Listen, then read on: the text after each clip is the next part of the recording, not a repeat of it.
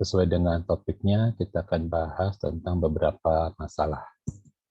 Jadi, sekarang sudah semester 6 ya. Kalau waktu saya masih kuliah, semester 6 itu namanya sarjana muda. Kalau sekarang tidak ada sarjana muda ya. Dulu itu namanya sarjana muda. Jadi sarjana muda itu kalau sudah dapat sarjana muda di semester 6 mau ke 7, sudah tidak bisa lagi memperbaiki mata kuliah. Tapi untungnya pada saat sarjana muda kita sudah bisa magang. Dulu belum ada MBKM ya. Tapi dengan punya sertifikat sarjana muda itu sudah bisa kerja ya, sambil cari ilmu magang yang tidak full time, part time. Jadi ide magang yang ada di MBKM sudah pernah kita lakukan dulu waktu masih saya kuliah. Itu sarjana muda namanya. Nah, di sana saya sudah banyak buat program, ya, buat sistem. Waktu itu program yang saya buat menggunakan Turbo Pascal. Wah, itu repot sekali. Jadi buat program Turbo Pascal buat database. Jadi buat ngeprintnya, pakai gambar, pakai kurva, itu semua pakai Pascal. Jadi kita bikin program tersebut untuk bantu-bantu beberapa perusahaan, mulai dari tingkat RT, bantu bikin program untuk pembayaran air, ya, itu pakai Pascal. Setelah itu belajar yang namanya di BS3, itu zamannya masih di BS3. Nah, jadi pada saat semester 6, dapat sarjana muda, sudah mulai bantu-bantu buat program, ya, waktu itu sudah mulai nambah-nambah penghasilannya, jadi asisten, buat praktikum, waktu itu sudah bisa. Jadi tingkat 6 ini sudah sama lah, sudah mulai mengerti yang namanya masalah sistem itu seperti apa. Kita jadi mengenal banyak pengetahuan dari beberapa tempat yang kita ikut serta dan magang. Jadi MBKM ada bagusnya, ada positifnya ya, kita bisa ikut belajar beberapa pengetahuan praktis yang mungkin terlewatkan saat perkuliahan.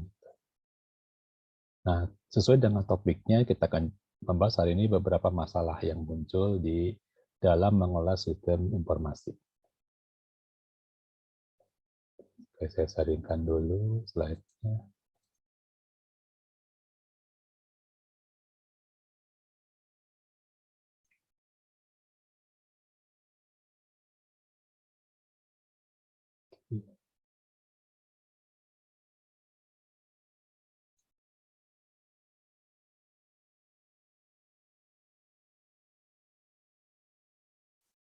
Ya. Jadi inilah topik kita akan lihat apa saja masalah yang perlu di-manage atau dikelola dalam sistem informasi. Ya. Sini berapa orang yang sudah pernah terlibat di proyek, mungkin bisa di chatting, berapa orang sudah pernah terlibat di proyek pembuatan sistem, mulai dari tingkat himpunan mahasiswa, di RT RW, teruslah di chatting beberapa orang saya ingin tahu yang sudah pernah ikutan bikin proyek ya, bikin program, bikin sistem, kebijakan mungkin. Ya, tulis saja sudah berapa orang di chatting, saya ingin tahu berapa orang. Pernah juga dari segi UI UX-nya, Pak. Oh, udah Pernah, pernah. Pak. Oh Udah iya, pernah. iya. Membuat apa waktu itu, Mas Agi? Kalau saya memang di perusahaannya, Pak, jadi kita buat Oh, sistem informasinya ya. sudah bekerja atau bagaimana? Ya, alhamdulillah, Pak, udah ada usaha juga. Iya, betul ya. Jadi bagi mahasiswa masih mulai bekerja itu bukan setelah lulus ya, tapi sudah mulai di semester 6. Ya, jangan yang berat-berat dulu, jangan ganggu perkuliahan. Tapi memang mulainya di semester 6. Kalau kita nanti mulainya setelah lulus, kita pengalaman kurang. Ya, ikutlah terlibat ya di bagian apapun ya. Itu akan memberikan pengalaman yang bagus.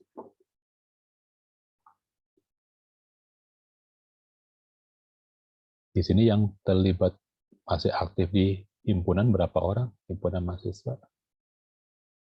Ada berapa orang yang masih terlibat atau masih membantu di himpunan misalkan? Ada yang sudah pernah membuat ini program kompetisi mungkin? Ada yang sudah pernah buat? Waktu di SMK, Pak, saya pernah. Oh, suka ya. Boleh ya SMK. Jadi itu merupakan pengalaman bagus ya. Jadi mahasiswa itu yang namanya skill itu harus dilatih sendiri ya. Kalau teori ada di kelas ya, praktikum juga mungkin bersama-sama, tapi minat sama skillnya terus dilatih. Yang suka programming, belajar programming. Kalau di perusahaan sekarang beberapa perusahaan tuh menggunakan program-program buat enterprise ya. Ada beberapa program enterprise, nanti silahkan lihat yang apa saja sih program enterprise tersebut. Nah, pelajari sendiri bagi yang suka program.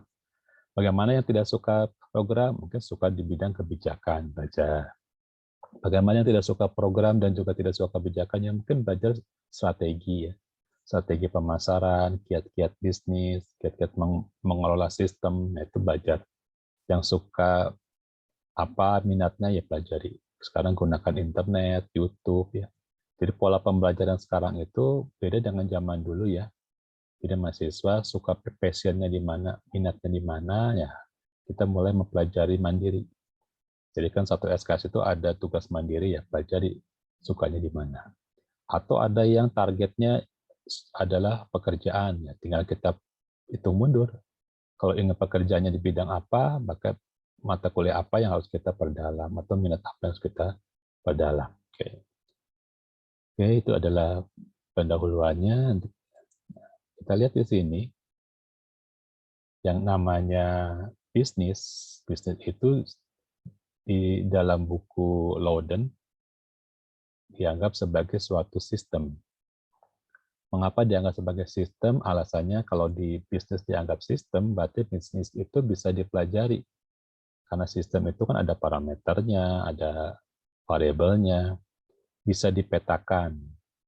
Dipetakan itu kita bisa lihat ini bisnis ini inputnya apa, prosesnya apa, outputnya apa, kemudian ekosistem yang mempengaruhi ada stakeholder, ada kompetitor, itu apa, karena bisa dipetakan. Kemudian bisa dikontrol kalau kita ingin menaikkan modal bagaimana. Kalau di ilmu manajemen ada namanya CAPEK ya, CAPEK gitu. Apa itu CAPEK? Silakan lihat ya. Capital expenditure itu apa ya? Menaikkan return of investment apa gitu. Sekarang lagi rame 5G, misalnya 5G itu infrastrukturnya cukup mahal ya, sehingga banyak investor yang ingin menanyakan kemampuan Indonesia, misalkan kapan sih return of investment kalau mereka bantu di 5G misalkan ya. Kemudian sistem juga dapat dimodifikasi sesuai dengan tujuan bisnisnya. Bisa dioptimalkan untuk lebih efisien, lebih efektif. Itulah alasannya kenapa bisnis dianggap suatu sistem. Bisa dikembangkan dan dapat juga diduplikasi. Misalkan kalau kita punya bisnis apa, kita ingin buka cabang yang sama, itu bisa diduplikasi asal bisnis dianggap sebagai sistem. Berarti kalau tidak dianggap sebagai sistem, tidak punya polanya, ya, tidak punya modelnya. Dan sistem itu biasanya dilakukan pemodelan dulu sebelum dikembangkan, ya, seperti itu. Itu alasannya mengapa sering sekali yang namanya bisnis dianggap sebagai sistem. Kita harus jelas apa output-nya. Ada juga istilah outcome. Outcome itu adalah output yang diharapkan. Jadi selain output-nya itu adalah sesuai yang kita amati, ada output yang kita inginkan, kita bisa kontrol menjadi suatu output yang kita inginkan, namanya outcome. Sekarang kalau penelitian mahasiswa ya, mungkin ada yang ikut PPKM di sini, penelitian mahasiswa. Nah, itu dalam PPKM itu ada namanya outcome. Jadi sistem diatur supaya output-nya sesuai dengan yang diinginkan, yang dikontrol itu outcome. Jadi ada output, ada outcome. Ini gambar ini memperlihatkan bahwa di sekitar sistem itu ada lingkungan atau ekosistem. Di dalam ekosistem ada komunitas, ada customer, stakeholder, ada kompetitor, itu tidak bisa kita lepaskan. Ada pemerintahan yang mengatur regulasi, ada bagian keuangan, bagian pajak, itu adalah ekosistem dari suatu sistem. Misalkan sistemnya adalah Gojek, ya ekosistemnya adalah para pengguna ojek, atau juga bisa kompetitornya, yaitu ojek pangkalan. Ya, Gojek waktu ditentang oleh ojek pangkalan, itu kan merupakan kompetitor, itu adalah sistem. Ini ceritanya bahwa yang namanya informasi, apa sih peranannya ya? Sekarang zaman sekarang yang nama sistem itu setelah berhubungan dengan internet, perkembangan cepat sekali. Dulu tidak ada mahasiswa yang, jarang lah mahasiswa yang berbisnis. Sekarang mahasiswa yang berbisnis itu punya toko virtual di Bukalapak banyak sekali. Berapa orang di sini yang punya toko di marketplace lebih daripada satu? Berapa orang? Misalkan di Lazada, di Tokopedia. Coba tulis di chat berapa orang yang lebih punya toko lebih daripada satu, atau berapa orang yang sudah pernah bisnis di jualan di Tokopedia, Lazada, Blibli, Shopee, Bukalapak, gitu. Ada di sini yang sudah mulai melakukan bisnis? Ada belum? Belum sih Pak kalau di marketplace itu. Oh, belum. Belum Pak kalau di marketplace Pak. Belum ya. Unicom juga punya marketplace, ada yang tahu namanya apa? Nggak tahu Pak. Oh, belum tahu. Baru tahu saya malah kalau ada. Iya Pak. Unicom itu namanya unicomatbineka.com. Itu kerjasama antara inkubator bisnis dengan Bineka. Jadi kalau masih ragu-ragu, jadi promosi. Nggak apa-apa ya, promosi sedikit ya. Jadi kalau yang masih ragu-ragu buka di marketplace, silakan daftar. Oh ya, nanti saya tulis di chatting. Di chatnya apa sih namanya ya? Kemarin saya juga ditanya sama beberapa dosen. Ini bukan saya yang buat, tapi kebetulan baru di launching beberapa minggu yang lalu ya. Saya ketikkan saja ya di sini. Jadi bagi yang belum percaya diri, khawatir nanti kalau masuk ke Lazada gimana, cobalah dulu yang kira-kira tingkatnya tidak terlalu tinggi, yaitu di Unicom sendiri ya. Saya ketikkanlah di sini. Ini punyanya inkubator bisnis Unicom, kerjasama sama PT Bineka. Bineka sudah pada tahu semua ya, yang namanya Bineka?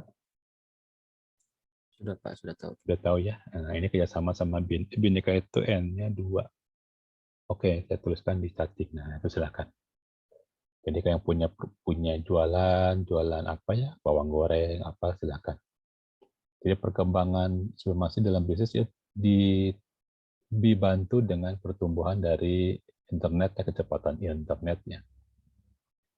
Jadi bisa mengembangkan sistem perekonomian bertumbuh. Dan dengan adanya internet ini juga yang namanya bagian-bagian di dalam perusahaan kita sebut dengan area fungsional ya. Atau kalau di teknik industri namanya AFO, Area Functional Operation. Atau juga menyebutnya departemen. Ya, misalkan apa saja AFO itu misalkan adalah departemen marketing, sales, ya, penjualan. Sekarang tidak harus satu gedung. Bisa saja marketingnya itu tidak pernah ketemu dengan bagian sales, mereka komunikasinya pakai WhatsApp ya atau pakai sistem misalkan Salesforce. Bisa melakukan tanpa pertemuan langsung, tidak satu gedung, bisa berbeda pulau, mungkin berbeda daerah. Dengan adanya sistem ini kita bisa berkomunikasi kapan saja dengan departemen lainnya. Jadi mahasiswa yang sudah punya produk ya silakan coba-coba di unicomat.bineka.com. Di sini kebanyakan yang ikutnya itu adalah, saya lihat yang ikutnya adalah yang ikutan mata kuliah entrepreneur ya, adik-adik kelasnya ada yang jual baju, ada yang jual tas. Kemarin saya coba beli makanan dari sini. Ada yang jual keripik bawang, keripik bayam, keripik bayam sama keripik singkong. Saya beli dari mereka. Saya juga buat program sendiri, saya coba-coba misalkan sekarang banyak cara membuat marketplace ya. Kita buat sendiri. Ya sekarang mudah sekali yang menjual itu dibantu zaman sekarang. Istilahnya adalah interdependensi. Jadi antara bagian marketing, bagian pembuatan itu ada saling ketergantungan. Karena di dalam satu perusahaan disebutnya inter, berarti di dalam. Dependensi berarti ketergantungan. Di dalam satu sistem itu kita tergantung dengan bagian-bagian yang lain. Ada yang bilang namanya manajemen informasi itu merupakan ilmu yang berhubungan dengan organisasi. Betul ya. Jadi di sini setiap departemen atau setiap organisasi itu harus bisa berkomunikasi. Kalau terjadi manajemen yang salah, berarti kebalikan, tidak bisa organisasi itu tidak bisa berkomunikasi. Misal bagian marketing itu melakukan pemasaran, tetapi tidak diimbangi dengan sales. Sudah capek-capek memasarkan, tapi salesnya tidak bisa mengambil order, ya, ambil pemesanan. Itu berarti ada manajemen informasi yang salah. Nah, apa saja masalah yang ada di sini saya rangkum, masalahnya banyak ya. Ini saya kumpulkan dari beberapa tahun ini, ada yang sebelum COVID ya, ada juga sudah COVID, setelah COVID ya. Masalah pertama dari sisi organisasi ya. Setelah perusahaan jadi kompleks, aturnya lebih susah. Orang semakin banyak, kemudian terjadi penugasan, kita harus tahu pengiriman, siapa supirnya, nah itu menjadi kompleks. Kadang-kadang bisnis ini tidak selaras ya, antara divisi. Ya. Misalkan kalau tidak bicara dengan bagian gudang, kita terus beli barang, kita nggak tahu gudang itu cukup tidak menampung barang, karena kurang komunikasi. Ya. Tidak ada konsolidasi antara IT manager dengan bisnis. Kadang-kadang orang IT itu suka disebutnya autis ya, karena tidak mau ngobrol sama orang bisnis. Sekarang mau kemana sih bisnis? Mereka buat program, buat sistem itu tidak ngobrol sama orang bisnis. Maunya apa? Orang bisnis dalam manajemen sistem informasi ini bisa berubah, karena kan dia bisa menugaskan secara taktis sekarang maunya apa sih. Di dalam universitas itu ada program studi yang mengelola bidang IT. Tapi di dalam pekerjaan itu terkadang tidak mengenal program studi. Ya, jangan aneh kalau di sini sistem informasi pas saat kita kerja, tapi disuruh memprogram. Atau sistem informasi pas saat kerja kita disuruh melakukan perancangan konfigurasi hardware. Jangan aneh ya. Karena dunia kerja itu tidak mengenal yang namanya program studi. Pokoknya kalau sudah bidang IT, ya harus bisa hardware, harus bisa jaringan, harus bisa macam-macam. Itu perbedaannya. Jadi kita di dalam universitas jangan terlalu mengedepankan program studi, tapi mengedepankan kemampuan, skill, dan kompetensi. Karena pekerjaan tidak lihat itu ya. Kemudian masalah dari sumber daya, banyak juga orang yang harus dilatih. Saya bersyukur masuk Unikom itu pas saat kerja tidak perlu memerlukan pelatihan terlalu banyak, bisa langsung bekerja ya. Kemudian kadang-kadang dalam sumber daya manusia ini tidak ada yang namanya template atau blueprint yang menjadi living document, sehingga orang-orang yang baru harus belajar lagi agak susah. Pedoman-pedomannya kurang. Nah, ke sebelah kirinya dari sisi informasi, itu banyak sekali aplikasi dan data yang belum terpetakan. Jadi kita tidak tahu kalau yang namanya proses dari suatu bisnis itu, datanya siapa yang pegang, yang update siapa, masukan datanya bagaimana. Nah, itu kadang-kadang kalau sudah terlalu kompleks, kita tidak bisa melihat. Terjadi permintaan atau modul yang terlalu banyak ini biasanya kalau pada misalkan Oracle, pada enterprise, sistem enterprise menggunakan Oracle, kita menggunakan beberapa query, query-nya banyak sekali. Tapi malah menjadi ribuan query pada tugasnya sama. Kita membuat program-program buat memanggil sistem, memetakan data, mencari kesimpulan, terlalu banyak karena kita tidak punya yang namanya peta. Modul aplikasi dibuat terus-menerus tanpa melihat bahwa ada sistem yang sudah ada sebetulnya. Jadi kalau di industri itu jarang membuat sistem baru, tapi biasanya membuat query ya, query atau membuat suatu program-program middleware ya. Kemudian data di sini kadang-kadang tersebar. Kita nggak tahu di mana datanya, pas saat butuh minta lagi, pada saat diperlukan minta lagi, tidak. Kadang-kadang kita nggak tahu daftar data itu ada di mana sebetulnya. Butuh suatu manajemen, nah ini namanya nanti kita belajar namanya pengolahan data ya. Misalnya mengolah sistem, mengolah data juga. Atau sistem yang dibuat memang tidak dirancang buat terintegrasi. Misalnya kalau di saya itu, saya ada di Bandung Barat, ini beberapa puskesmas itu tidak saling berhubungan dengan Departemen Kesehatan. Karena di puskesmas mereka buat pakai visual basic ya. Kemudian di dinas kesehatannya mereka sudah berbasis web. Nah, mereka belum tahu bagaimana cara melakukan koordinasi data yang berbeda sistem operasi. Nah, ini nama mata kuliahnya adalah interoperability. Dari sistem Visual Basic itu nanti kita buat XML. Nah, XML-nya kita kirim dalam bentuk web. Jadi komunikasi antara web tapi berbasis XML misalkan. Jadi pada saat membuat tidak dirancang buat terintegrasi, masing-masing membuat sendiri-sendiri program.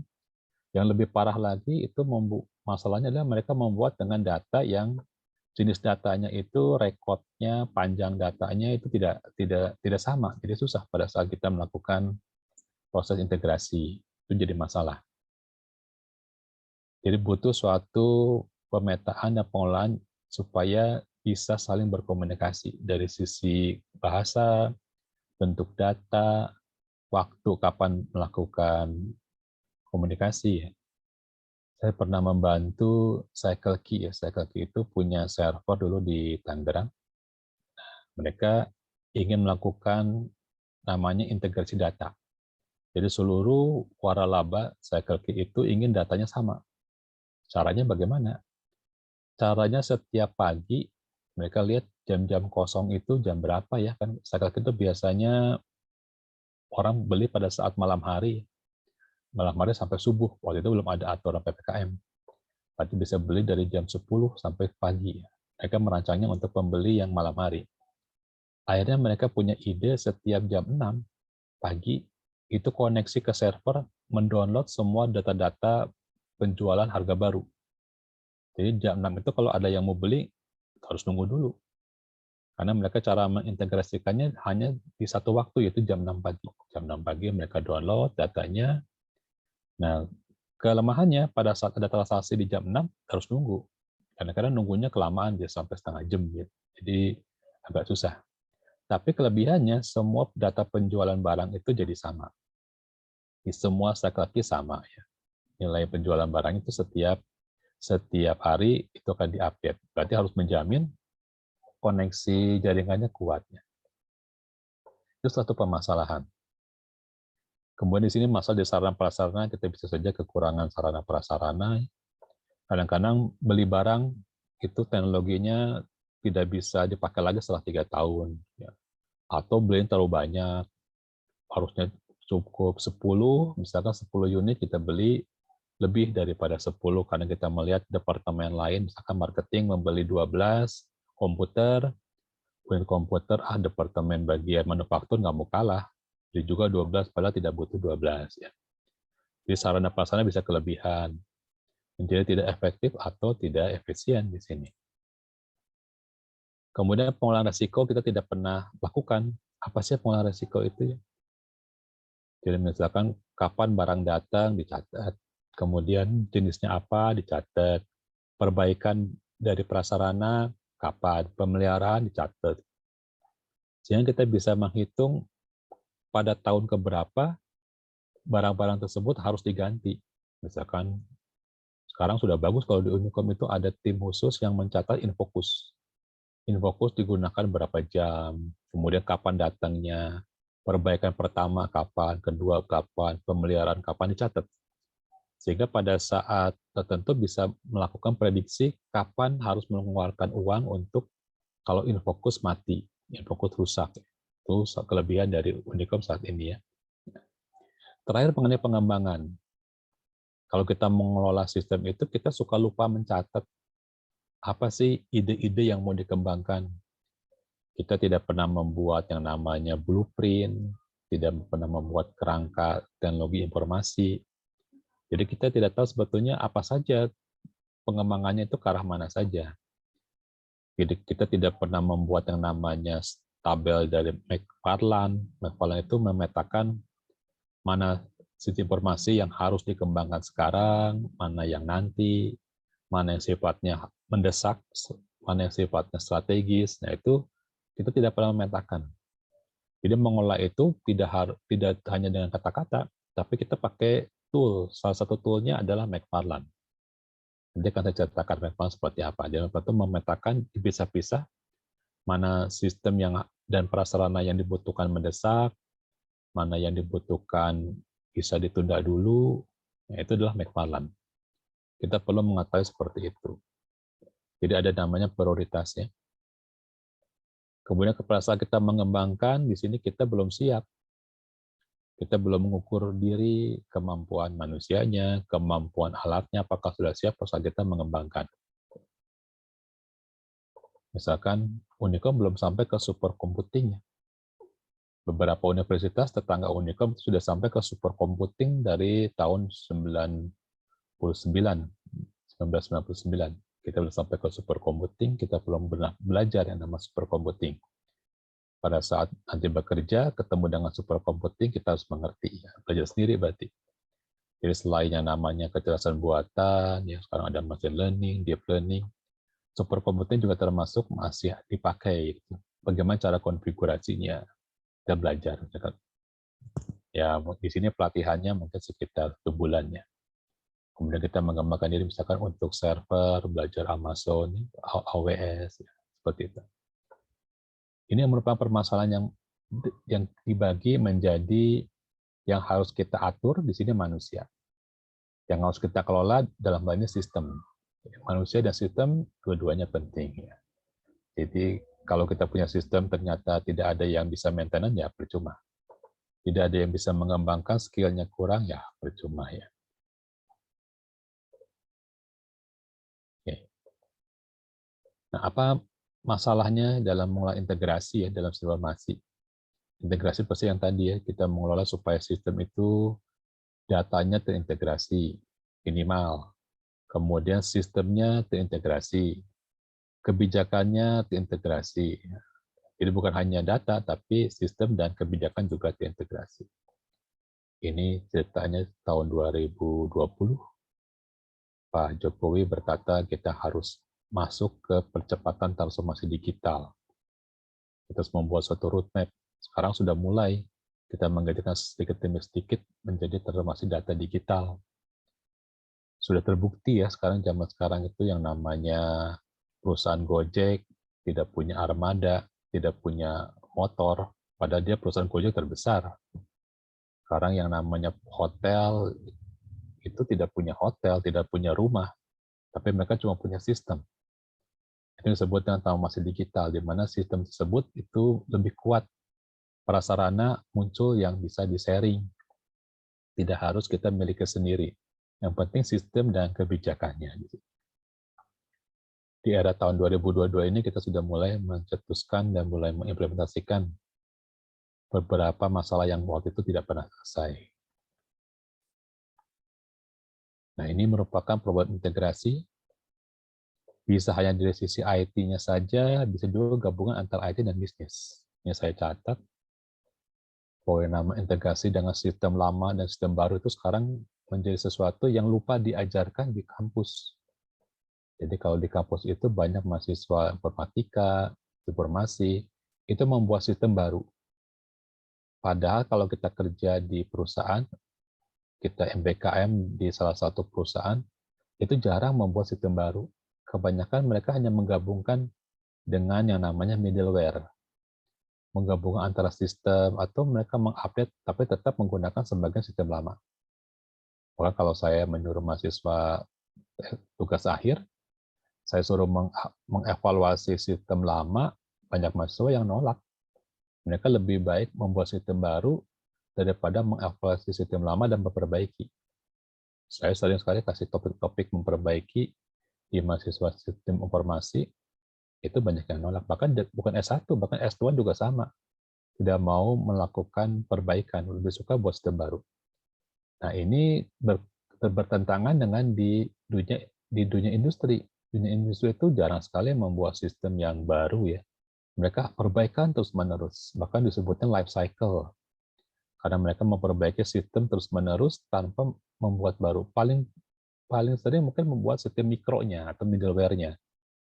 Jadi antara bagian marketing dan bagian sales, kalau tidak bisa terjadi komunikasi secara sistem, ya buatlah middleware-nya yang bisa mengambil data, mempertukarkan antara bagian marketing dengan sales. Buat program-program kecilnya seperti itu ya. Ini dari sisi IT ya. Belum lagi kalau kita harus meremote, jadi perusahaan tersebut dengan tempat datanya jauh, misalkan seperti tadi di contoh di cycle.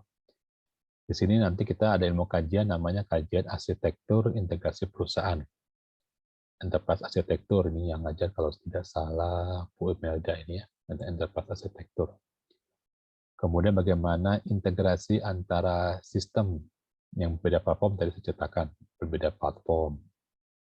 Bahkan ada juga yang namanya Puskesmas itu masih mempergunakan program Foxbase berbasis DOS, masih ada ya. Wah, ini bagaimana caranya kita bisa berhubungan dengan internet? Kita agak susah. Nah, ini yang terjadi di masyarakat. Kita belajar ilmu tinggi-tinggi, kita lupa. Masalah yang ada di lapangan itu ternyata tidak sama dengan di kampus. Masalah di lapangan itu adalah terjadinya interoperability. Misalkan Puskesmas programnya pakai versi DOS, ya, pakai Foxbase versi DOS.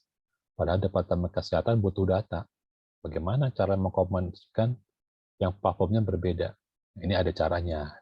Kita konversikan dulu ke XML, nanti kita kirimkan XML-nya dari Foxbase, kita jadikan XML, di XML kita kirimkan ke berbasis web. Ini kan yang ada di lapangan. Nah, beberapa mahasiswa yang sudah pulang dari MBKM, dari suatu industri, belajar bahwa banyak sekali masalah di dalam perindustrian itu yang tidak sering diceritakan di dalam perkuliahan. Kemudian ada juga masalah yang gabungan antara IT dan bisnis. Misalkan ini integrasi antara sistem area fungsional dengan fungsional yang lain. Misalkan kasusnya begini. Sales sudah capek-capek cari order. Pas saat di order, dia janji kepada klien, oke, akan secepatnya diproses. Misalkan dia menjual baju ya, baju lah kira-kira. Kemudian dia ketemu dengan dapat order dari salah satu sekolahan membuat baju seragam, misalkan 200, tidak banyak. Nah, setelah sales membawa ke perusahaan, ternyata perusahaannya itu sedang mengerjakan pekerjaan yang lain yang sudah ordernya besar. Sehingga order kecil ini menunggu. Yang dijanjikan oleh sales itu adalah misalkan 10 hari, karena perusahaan sedang mengerjakan partai besar dan tidak bisa diganggu, akhirnya dari janji 10 hari jadi molor, jadi misalkan berapa ya, 20 hari lah. Nah, di sini customer-nya kan jadi marah ya, janji 10 kok baru selesai 20 hari. Karena di sini sales tidak punya sistem yang bisa berkomunikasi dengan bagian manufaktur, sekarang kerja apa? Apakah bisa saya menjanjikan 10 hari? Nah, dia harus komunikasi dulu. Bahwa di tempat dia nanti memproduksi, apakah lagi tidak sibuk, atau bisa disela untuk mengerjakan order penting ini, ya itu. Karena tidak ada komunikasi antara bagian marketing dan sales, ini kita sebut dengan AFO atau Area Functional Operation, atau AF saja, Area Fungsional, atau kita sebut juga sering sekali kalau dalam namanya unit bisnis, ya, tidak ada komunikasi antara unit bisnis, sehingga klien menjadi ngambek ya, jadi marah. Jadi kita sebuah sistem pada saat yang mengambil keputusan ada data yang menjelaskan bagaimana kondisi manufaktur di lapangan. Nah, ini antara IT dan bisnis. Ini kajiannya merupakan kajian yang ada di dalam mata kuliah kita, yaitu manajemen sistem informasi. Tapi kalau mengenai kajian tentang kebijakan, mungkin di mata kuliah strategi lain lagi ya, strategi ya. Kalau kita mungkin di sini komunikasi antara departemen. Atau misalkan pada saat pengiriman, dulu orang tidak punya partai ketiga, tidak punya pihak ketiga. Jadi pengiriman tersebut harus punya armada sendiri. Sekarang zaman enak ya, kita kalau mengirim barang bisa ada si cepat, apalagi ada JNE. Tidak harus kita punya maskapai atau armada sendiri. Kalau dulu harus punya, kita punya truk sendiri, punya sopir sendiri. Pada saat mau dikirimkan, sopirnya lagi sakit, berhalangan. Nah, itu jadi tidak mudah waktu itu. Karena ya kita sudah merencanakan pengiriman, ternyata kita tidak punya data siapa yang available untuk menjadi sopir yang mengantarkan. Nah, itu terjadi karena kurang komunikasi ya. Kurang data informasi yang dibutuhkan pada saat butuh pas ada gitu ya. Kalau di istilah orang IT itu namanya palu gada. Ada tuh palu gada? Pas lu butuh, gua ada gitu ya. Jadi sistemnya adalah palu gada. Kalau di orang IT juga ngomong seperti itu ya, pas butuh. Nah, sekarang secara teorinya, cara menyelesaikan solusi seperti ini adalah ilmu dari informatika, artinya orang IF ya, kalau di Unicom. Dan juga secara sistem informasi, ini kita. Orang informatika tentunya punya strategi sendiri, sampai mereka membuat yang namanya microservice, service-oriented arsitektur, SOA ya. Kalau kita menggunakannya ilmunya namanya Enterprise Application Integration, EAI ya. Ada juga namanya EDI, Enterprise Data Integration, Enterprise Architecture Pattern. Ini semua usulan-usulan kata-kata ini diambil dari Kerangka Kerja TOGAF. Standar versi 9.2 dengan keluaran terakhir 2018 dan Zahman tahun 2008, atau kalau di dalam industri namanya standar untuk life cycle ISO 19439 2006. Jadi cara menyelesaikannya kalau di pekerjaan itu kita harus belajar teori yang namanya Enterprise Application Integration. Ini mungkin di mata kuliah pilihan. Bagaimana caranya kita mengintegrasikan atau membuat integrasi dari sisi bukan aplikasi tapi data. Jadi kalau yang atas itu yang diintegrasi adalah aplikasi. Kalau di bawah itu yang diintegrasi itu data. Membuat dalam bentuk XML. Ya silakan lihat di YouTube, di internet bagaimana sih membuat data menjadi XML kemudian dapat dikirimkan ke aplikasi yang lain bagaimana. Atau kita melihat bagaimana enterprise arsitektur dalam bentuk pattern. Jadi di sini kita menggunakan pendekatan enterprise. Enterprise itu adalah perusahaan yang mempergunakan IT ya sebagai tulang punggungnya. Jadi kalau IT-nya nggak terlalu dipergunakan, ya kita tidak sebut enterprise. Nah, yang sisi informatika kita tinggalkan dulu saja ya. Itu mungkin kalau informatika itu pekerjaannya orang IF. Nah, bagaimana kalau misalkan orang informasi tapi tidak jago program? Ya nggak apa-apa, karena program itu merupakan bagian utama dari informatika. Tapi kita harus tahu bagaimana cara mengelola datanya. Kita tidak bisa memprogram, tapi kita tahu cara mengelola datanya bagaimana, dan bagaimana hubungan antar aplikasi tersebut. Ya, tidak masalah. Kita mengerjakan pekerjaan-pekerjaan yang sesuai dengan kemampuan kita.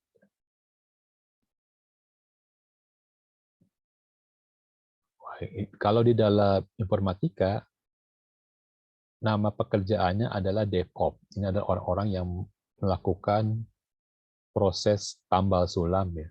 Proses memperbaiki sistem, memperbaiki aplikasi, namanya DevOps. Singkatan dari Development and Operational. Kalau orang IT, disebutnya Enterprise Architect. Jadi pekerjaannya mirip-mirip, cuma kita pendekatannya dari sisi mengolah sistem. Kita harus tahu misalkan bagaimana sih membuat otomatisasi, ya. Membuat laporan terotomatisasi, itu bagaimana caranya, siapa yang butuh otomatisasi itu siapa, bagaimana mengolah siklus hidup, mana data yang harus disimpan, mana data yang harus sudah dipetik kemaskan, mana yang dihapus, siapa pemilik data, siapa pengubah data, siapa data entry. Kemudian kita juga tahu bagaimana kemampuan dari sistem, apakah sudah waktunya untuk dikembangkan. Kita menganalisis kapabilitasnya, apakah masih cukup ya di sini. Apakah bebannya, misalkan yang menggunakan sangat banyak, apakah nanti server tidak akan repot, apakah harus ganti server atau ganti sistem. Bandwidth apakah cukup, kita membahas juga di situ. Bagaimana keamanan sistem, jangan sampai ada data bocor. Mungkin kalau virus dengan hacker sudah terbiasa, tapi kadang-kadang diabaikan adalah data. Mengirimkan attachment dengan full data yang tidak dibutuhkan, ternyata data tersebut penting. Itu data bocor ya. Mengolah manajemen risiko, kita tahu kalau ada yang kita tidak jaga, ternyata ada risiko yang harus kita bayar ya. Kita tidak pernah mencatat, tapi muncul risiko. Kita tidak kelola dengan baik, muncul risiko ya. Tidak kontrol dengan baik, muncul risiko. Kemudian kalau perusahaannya bertumbuh, bertambah banyak orang, pasti ada yang berubah kebijakan, organisasi, sistem, atau merger. Di sini di S1 itu jarang ada kurikulum yang membahas kontennya tentang merger. Misalkan beberapa perusahaan jadi satu, merger bagaimana sistemnya. Pada waktu kebijakan dari pemerintah menggabungkan Bank Niaga dengan Bank Lipo, karena Bank Niaga dan Lipo itu pemiliknya sama. Tidak boleh ada pemilik sama mempunyai dua perusahaan besar, itu nggak boleh. Jadi pada saat itu, setelah Bank Lipo dijual ke pemilikannya sama dengan Bank Niaga, harus digabung. Ada yang tahu cerita ini? Tahun berapa ya? Saya lupa tahun berapa itu. Jadi Lipo digabung sama Bank Niaga, digabung, sistemnya kebingungan. Karena ternyata sistem perbankannya Bank Niaga tidak sama dengan sistem perbankannya Bank Lipo. Merger atau akuisisi. Nah, dipanggillah orang sistem informasi, saya ikut terlibat di situ ya. Dipanggil bagaimana menggabungkan data yang ternyata berbeda posisi, berbeda atribut namanya, berbeda panjang atributnya, berbeda jenis datanya. Wah, itu berat sekali ya. Menggabungkan sistem sampai ke titik paling kecil, yaitu di sisi atribut data ya. Kemudian siapa yang bisa mengotorisasi tidak sama. Misalkan Bank Niaga itu otorisasinya 3 tahap, Bank Lipo cuma 2 tahap, otorisasinya tidak sama. Nah, saat perusahaan bertumbuh, perusahaan merger atau mengakuisisi perusahaan lain, maka sistem informasinya pasti berubah. Kemudian menghilangkan kecurangan, fraud. Tidak boleh ada segregation of non segregation of duty. Apa sih yang disebut dengan fraud? Kita akan bahas sedikit ya. Fraud itu adalah misalnya mengganti data tanpa proses yang benar ya. Misalkan kalau ada atribut turunan, di sini ada yang tahu apa yang disebut dengan atribut turunan? Pernah belajar misalkan dulu kalau pas data itu kadang-kadang kalau kita tidak tahu efeknya, kita belajar biasa-biasa aja. Tapi kita tahu kalau base data itu sudah bekerja, ya base data itu mempunyai efek yang sangat besar, sehingga penting sekali mengetahui dampak resiko kalau salah di dalam basis data, itu efeknya besar. Salah satu yang paling kecil adalah satu atribut yang disebut dengan atribut turunan atau derivatif atribut. Ada yang bisa jawab apa sih yang disebut dengan atribut turunan? Siapa ya? Saya sambil kenalan. Maulana Fasri bisa jawab apa itu atribut turunan? Sudah pernah belajar basis data kan ya? Apa itu atribut turunan? Tahu? Siapa lagi? Yoga bisa jawab. Yoga apa itu atribut turunan?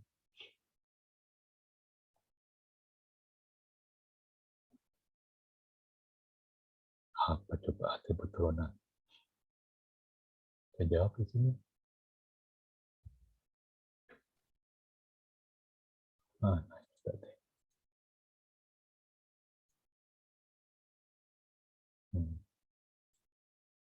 siapa ya? Yang wanita coba siapa? Tiara. Oh, Tiara ada 2 ya? Tiara apa saja sih yang ada? Apriani ya? Tiara ada 2. Ya, ada 2. Apa itu atribut turunan? Mana Tiara teh? Saya jawab ya, Tiara. Nah, ini penting kan karena orang tua masih ya, silakan apa itu Tiara? Ya, Pak. Apa atribut turunan? Tahu atribut turunan? Atau derivatif atribut? Pernah dengar belum? Belum tahu ya? Oke, saya jawab. Belum, Pak. Belum tahu ya. Ini tuh Iya. masalah kecil ya, mungkin kita kalau kuliah basis data nggak pernah dipikirkan. Tapi ternyata itu adalah merupakan dasar terjadinya fraud. Yang saya ceritakan sedikit. Atribut turunan itu adalah atribut yang dihitung. Misal adalah hasil keuntungan, kan dihitung antara penjualan dikurangi dengan mungkin biaya operasional, ada yang dapat namanya profit. Itu adalah hasil atribut turunan. Atau mahasiswa pada saat seleksi mendapatkan beasiswa mungkin ikutan 3 seleksi. Nah, dari seleksi terdapat skor. Nanti dari skor tersebut kita hitung dapat satu nilai. Nah, itu sebutnya atribut turunan. semua atribut yang merupakan hasil nilai dari satu proses namanya atribut turunan. Nah, kalau kita mengganti atribut turunan tanpa melalui proses yang benar, itu adalah fraud. Misal, profitnya tahun ini ada 10 juta. Setelah dihitung-hitung 10 juta. Nah, supaya nggak kena pajak, 10 juta belum kena pajak ya. 10 juta UMKM sudah kena kalikan 0,5% sekitar 50.000.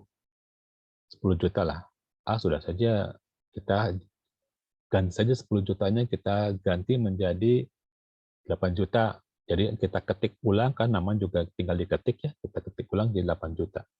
Nah, mengubah atribut turunan tanpa proses tapi dengan melakukan pengetikan ulang itu adalah fraud. Atau begini, saat beasiswa, ternyata yang lolos beasiswa itu 39 orang. Padahal jatahnya 40. Wah, ini yang misalkan Tiara orang yang ke-39. Siapa ya? Saya tambahin, misalkan Yuda lah. Yuda saya tambahkan sebagai orang yang ke-40. Padahal Yuda ini tidak ikut proses seperti yang dilakukan oleh Tiara, ikut tes pertama, kedua, ketiga, ikut tes. Saya masukkan saja Yuda orang ke-40. Nah, itu disebut dengan fraud. Karena ada atribut turunan yang harusnya melalui proses, tapi kita tidak tambahkan langsung. Mengapa bisa? Ya karena saya punya otoritas untuk mengganti data. Saya tambahkan jadi 40 orang. Laporkan ke bagian beasiswa, dapatlah Yuda. 40 orang tanpa mengikuti proses yang seharusnya. Nah, itu adalah fraud. Jadi fraud itu tidak hanya mengganti data saja untuk perpajakan, tapi intinya adalah mengganti data tidak sesuai dengan proses. Atau saya menggelapkan aset, juga fraud. Misalkan saya punya aset, motor ada 3.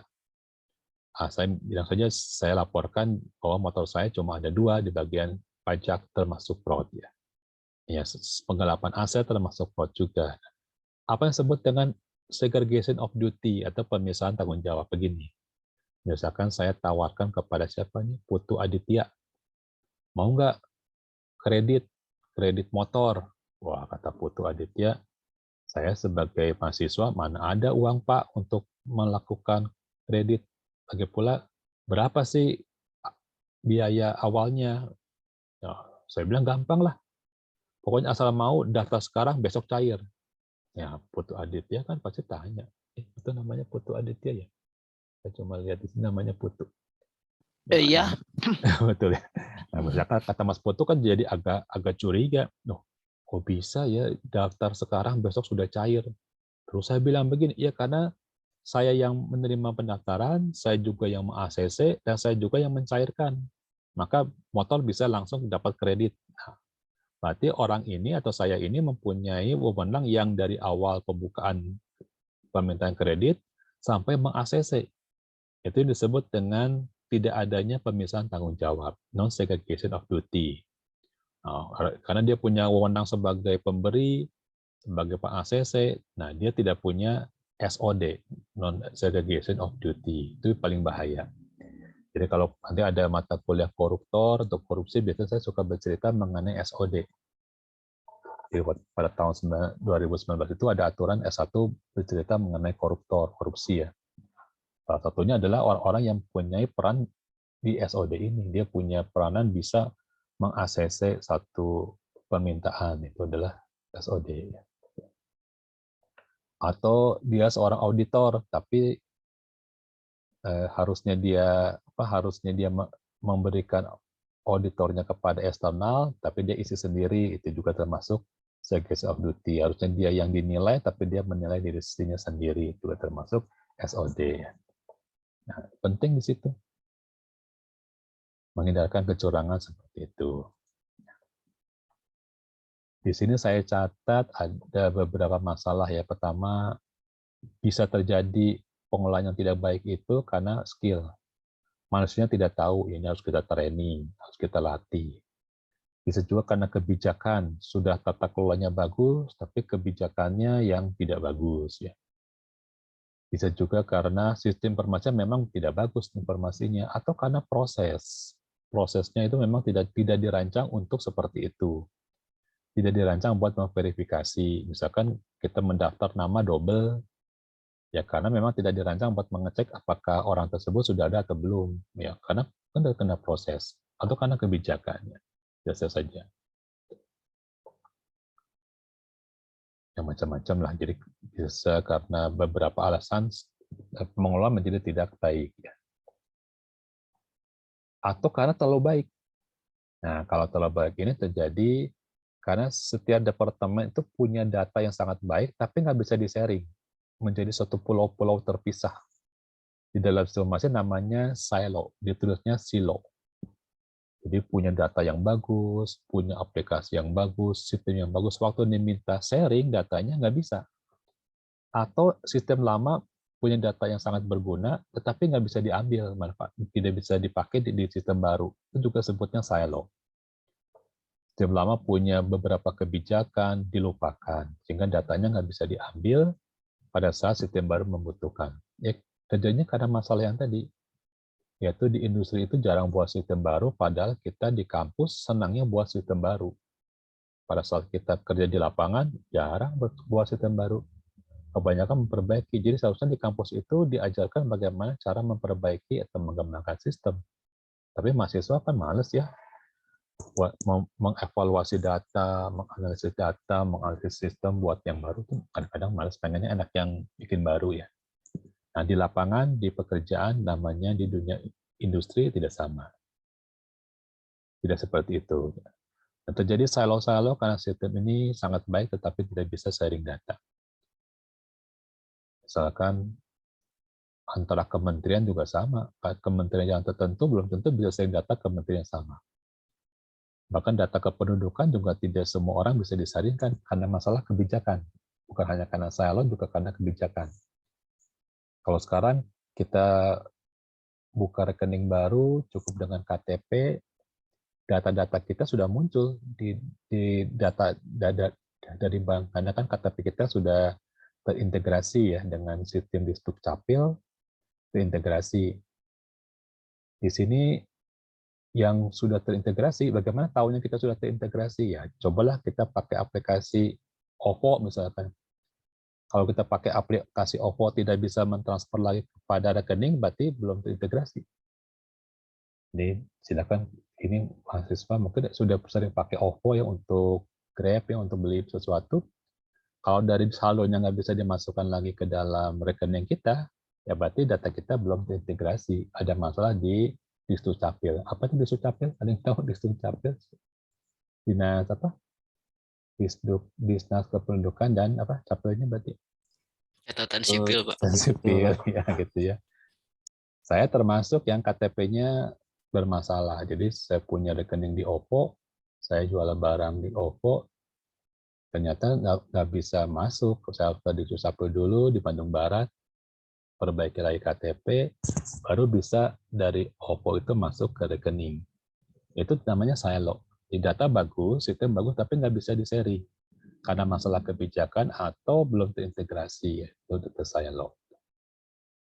Silakan coba di sini yang mau berbisnis. Saya jualan pakai payment gateway, itu adalah Duitku ya, saya pakai Duitku.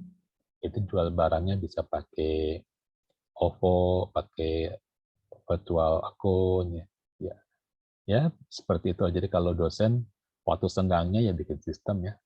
Bikin sistem ya. Namanya juga dosen informasi, berarti passionnya atau minatnya di sistem. Jadi saya kalau ada kerjaan ya bikin web, bikin sistem, bikin marketplace, nah seperti itu. Masuk juga sama.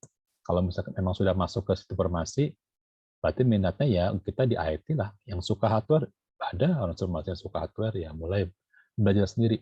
Skill dan keterampilan harus kita pelajari sendiri, jangan sampai kurang. Nggak untuk kemungkinan ada yang suka ke hardware ya. Dulu ada masing-masing yang senang mengelola untuk menggunakan kartu apa? Kartu yang untuk tol ya. Jadi kartu tol di tol yang ada di pintu pasar itu yang buatnya orang informasi dari Unicom salah satunya ya. Itu mahasiswa tahun 2014 kalau nggak salah. Itu membuat pemrograman di bidang situ dan orang informasi ya. Walaupun di kuliahnya nggak diajarkan, ya mungkin dia bertemu dengan komunitas yang sama, kan nama informasi kan orang komunitasnya sama dan suka program di bidang hardware ya. Itulah mungkin bedanya. Yang jadi masalah jangan sampai mahasiswa salah komunitas ya. Di orang informasi jangan sampai komunitasnya yang tidak sama ya, minimal ada irisannya.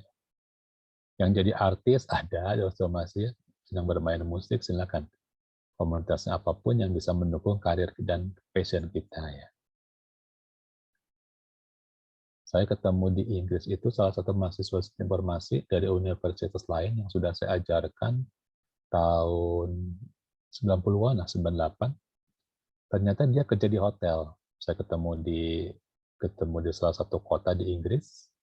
Dia masih ingat saya sudah lupa. Dia tanya, Pak, ini Pak Yefri? Oh ya, betul.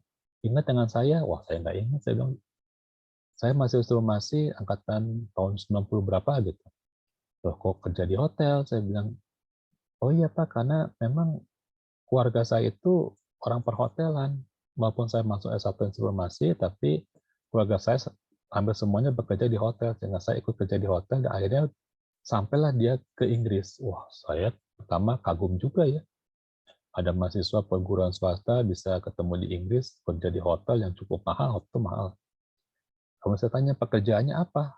Nah, pekerjaan dia itu adalah mengamati jalur komunikasi. Kalau kita mungkin antara Traveloka dengan hotel lah. Apa sih kalau sana itu Agoda ya, Agoda itu. Pokoknya ada sistem untuk pembelian sewa kamar menggunakan yang pihak ketiga. Jadi dia setiap hari memasukkan data berapa yang mau dipasarkan di pihak ketiga. Jadi data kamar berapa harganya, tarifnya berapa, pada saat akhir pekan berapa. Dia melakukan update data setiap saat. Pertama, wah, pasti pekerjaannya hebat juga. Saya bilang, iya Pak. Kadang-kadang dia melakukan forecasting, memprediksi. Jadi kalau ternyata data tidak ada, dia forecasting. Kan data tidak selamanya ada ya. Forecasting, melakukan data. Saya cukup terkagum-kagum. Dan salarinya, gajinya besar sekali waktu itu dibandingkan dengan seorang profesor yang ada di Inggris, dia besar sekali sebagai orang yang melakukan forecasting. Saya tanyakan dia, apakah kamu suka kerja di sini? Suka, Pak. Apakah tidak kangen Indonesia? Ya kangen juga, dia bilang. Tapi sistem di situ, dia minatnya memang di situ, di bagian perencanaan data, di bagian apa tadi namanya? EDI, ya, Enterprise Data Interchange. Jadi bagaimana cara memasukkan data antara pihak hotel dan pihak dari ketiga yang memasarkan hotel tersebut. Setiap hari dia update dalam bentuk email, SML. Nah, seperti itu ya. Itulah pekerjaan kita ya. Kita sukanya di mana ya. Kadang kita tidak tahu perkembangan dari kemampuan kita itu sesuai dengan lingkungan yang kita ada ya. Karena mungkin dia keluarganya semuanya kerja di hotel, akhirnya dia jadi seorang informasi di hotel. Ini kasusnya di Inggris. Kemudian saya punya seminar dulu, saya memberikan seminar online di salah satu hotel yang di Wastu Kencana, namanya apa, saya lupa itu. California atau apa itu. Ya, pada saat saya mau jadi pembicara, ternyata bagian manajernya itu adalah orang Unicom. Wah, saya bilang, kamu lulusan apa? Saya dari manajemen informatika D3, kemudian sekolah lagi S1 karyawan informasi. Sehingga sekarang saya jadi manajer di hotel tersebut. Pekerjaannya adalah yang mengatur semua sistem, dari sistem pelayanan, sistem pembelian barang, sistem prasarana, semua diatur. Saya tawarkan dia S2 di manajemen, sekarang sudah lulus ya, sudah lulus dari manajemen yang ada di Unicom. Nah, itulah kemampuan-kemampuan kita dalam melihat sistemnya. Jadi sekarang kita harus berminat, kalau punya waktu senggang, ya pergunakan YouTube buat belajar apa. Mungkin biasanya dipakai YouTube buat melihat film, ya sekarang gantilah sedikit. Mungkin setengah jam sehari kita pakai buat menambah ilmu. Yang suka pemrograman, baca. Yang suka sistem, yang suka kerangka tata kelola sistem, silakan. Tambah-tambah ilmu lah. Setengah jam nambah ilmu dari YouTube bermanfaatnya. Apa saja. Jadi ambillah setengah jam dalam sehari dari waktu kita menonton, kita gunakan buat tambah ilmu. Skill-skill yang mungkin kalau kita kuliah di kursus online mahal, mungkin kalau di YouTube murah kali ya. Masalah tadi fraud itu termasuk masalah etika ya, masalah etika manusia. Jadi orang informasi kenapa harus belajar etika? Kadang-kadang kita suka lupa. Saya kerja di bagian pelaporan, ya mungkin datanya saya ganti dulu lah. Datanya saya ganti, nanti pas akhir bulan pelaporan benar-benar, data baru saya masukkan. Misalkan mahasiswa membuat sistem rental mobil. Ya kalau kita buat apa adanya, tidak masalah. Tapi pada saat kita validasi di lapangan, ternyata banyak titik-titik yang bisa muncul pelanggaran etika. Misal, seolah-olah mobil yang pergi hari ini 3 orang, ternyata hanya akal-akalan dari operator. Karena sistemnya tidak kuat, seolah 3 padahal yang pergi cuma 1, tapi di-upgrade jadi 3, supaya biaya bensinnya double, misalkan. Atau kita atur supaya sistem tersebut supirnya itu adalah sama. Kita buat supirnya beda-beda, padahal sama, sehingga uangnya jatuh ke orang yang sama. Nah, itu kan terjadi karena etika. Somasi harus mengetahui beberapa pelanggaran etika jika sistemnya tidak kuat. Jadi seolah-olah apa ya? Jadi ada semacam penipuan atau fraud yang terjadi. Tidak usah bicara yang namanya korupsi ya. Itu merupakan korupsi kecil-kecilan yang bisa berbahaya. Mengganti data ya, tidak sesuai dengan prosesnya, itu termasuk pelanggaran etika. Jadi tantangan dalam etika di sini, dalam aplikasi IT kita harus pelajari bagaimana sih, atau kebalikannya, kita mempelajari bagaimana memanfaatkan CRM, Customer Relationship Management, itu seperti apa, kita akan belajar di beberapa pertemuan. Bagaimana mengolah sumber daya manusia, Human Resources Management, seperti apa. Jangan sampai ada yang sudah bekerja, cuma di punishment, tapi nggak bisa dapat reward. Jadi misalkan ada yang kerjanya tidak masuk, ya dia sistemnya akan dipotong. Tapi pas saat dia mau minta lembur supaya bisa mengembalikan uang yang dipotongnya, tidak bisa. Ya. Atau ada yang sudah bekerja cukup baik, tetapi tidak ada reward, tidak ada kenaikan pangkat, sistem tidak mengingatkan. Nah itu kita harus belajar. Ada beberapa etika yang baik ya.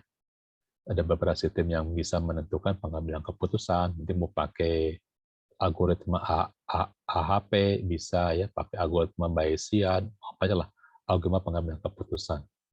Terjadi pelanggaran terhadap sistem, ya sebutnya dengan terjadinya pelanggaran privasi, jangan sampai privasinya kebuka. Misalkan begini, pernah kejadian di Unicom itu satu orang dosen, datanya itu bisa dibaca sama sekretariat. Padahal sekretariat tidak boleh baca gaji dosen, nggak boleh. Dia hanya boleh ngeprint data yang sudah ada, itu pun atas permintaan dosen. Tapi kalau dia melihat berapa pendapatannya, itu hanya bagian keuangan, tidak boleh bagian sekretariat. Itu jadi pelanggaran karena kita lupa memberikan otorisasi dan membatasi otorisasi ya. Kita lupa. Orang informasi kalau membuat sistem tidak bisa sembarangan, harus lihat otorisasinya siapa. Secara nggak sengaja, dosen yang bersangkutan gajinya besar sekali. Wah, terjadi kecemburuan. Pendapatan berbeda. Boleh beda pendapat, tapi tidak boleh beda pendapatan. Wah, golongannya sama, tapi gajinya beda. Terjadi kecemburuan. Beberapa resiko juga bisa muncul ya, kalau mereka tidak suka bisa terjadi boykot. Misalkan lihat ternyata perusahaan lagi untung, tetapi gaji nggak naik-naik. Tidak ada penambahan dari biaya-biaya tertentu. Biaya rapat nggak ada, biaya perjalanan nggak ada, padahal perusahaan lagi untung. Nah, biasanya terjadi ketidakadilan. Ada yang mendapatkan sesuatu, penghargaan, yang lain tidak dapat. Ada yang mendapatkan uang jalan, yang lain tidak dapat. Maka terjadi boykot. Itu kita harus menghadapi beberapa resiko kalau sistem informasinya tidak kuat. Buatlah sistem informasi yang adil ya. Tidak membeda-bedakan, harus adil sistem informasinya, jangan sampai ada ketidakadilan. Mempunyai sistem yang bagus, tetapi bisa orang tertentu dapat uang jalan, orang lain tidak dapat uang jalan. Berarti kan sistemnya tidak dikelola dengan baik. Ada yang bekerjanya sama berat, tetapi gajinya lebih kecil dibandingkan yang kerjanya tidak sama. pasti sistemnya tidak baik ya. Pasti customer akan boykot. Ya, hati-hatilah. Berarti ada beberapa yang harus kita patuhi. Ada beberapa kode etik. Ini adalah sebutnya etika. Saya pernah membimbing mahasiswa yang buat rental mobil di informasi itu tahun berapa ya? Tahun 2004 ya. Membuat sistem ternyata bagus sistemnya, ada verifikasi, tapi pas saat validasi itu berarti di lapangan itu banyak sekali celah-celah yang bisa diakalin oleh orang-orang yang menggunakan. Mereka tidak sekolah, para supir tidak sekolah seperti mahasiswa, tapi mereka pintar mengakali supaya uang jalan tidak masuk ke kantor, uang tip tidak dilaporkan, atau bagaimanapun beberapa biaya bisa dikorupsi. Beli bensinnya berapa, ternyata uangnya dimintanya berapa. Nah, itu terjadi karena sistem tidak kuat. Tidak memberikan transparansi dan fairness, keadilan yang tepat ya. Seperti itu. Sehingga saya kalau di ujian biasanya saya suka kasih tahu nilainya berapa mahasiswa sampai sekian. Karena supaya terjadi yang namanya transparansi. Masih bisa protes. Oke, kita masih ada beberapa bagian. Mungkin sampai sini ada yang mau ditanyakan dulu. Sampai sini ya. Silakan mau pakai tanda raise hand boleh. Atau mau pakai tanda tanya langsung juga boleh. Silakan. Belum ada Pak, mungkin di akhir. Ada ya. Ini ya. Nah, sekarang bagaimana kalau mengolah sumber daya ya? Mahasiswa kita ada yang cuma sampai tingkat berapa tidak lulus, jadi dia DO ya.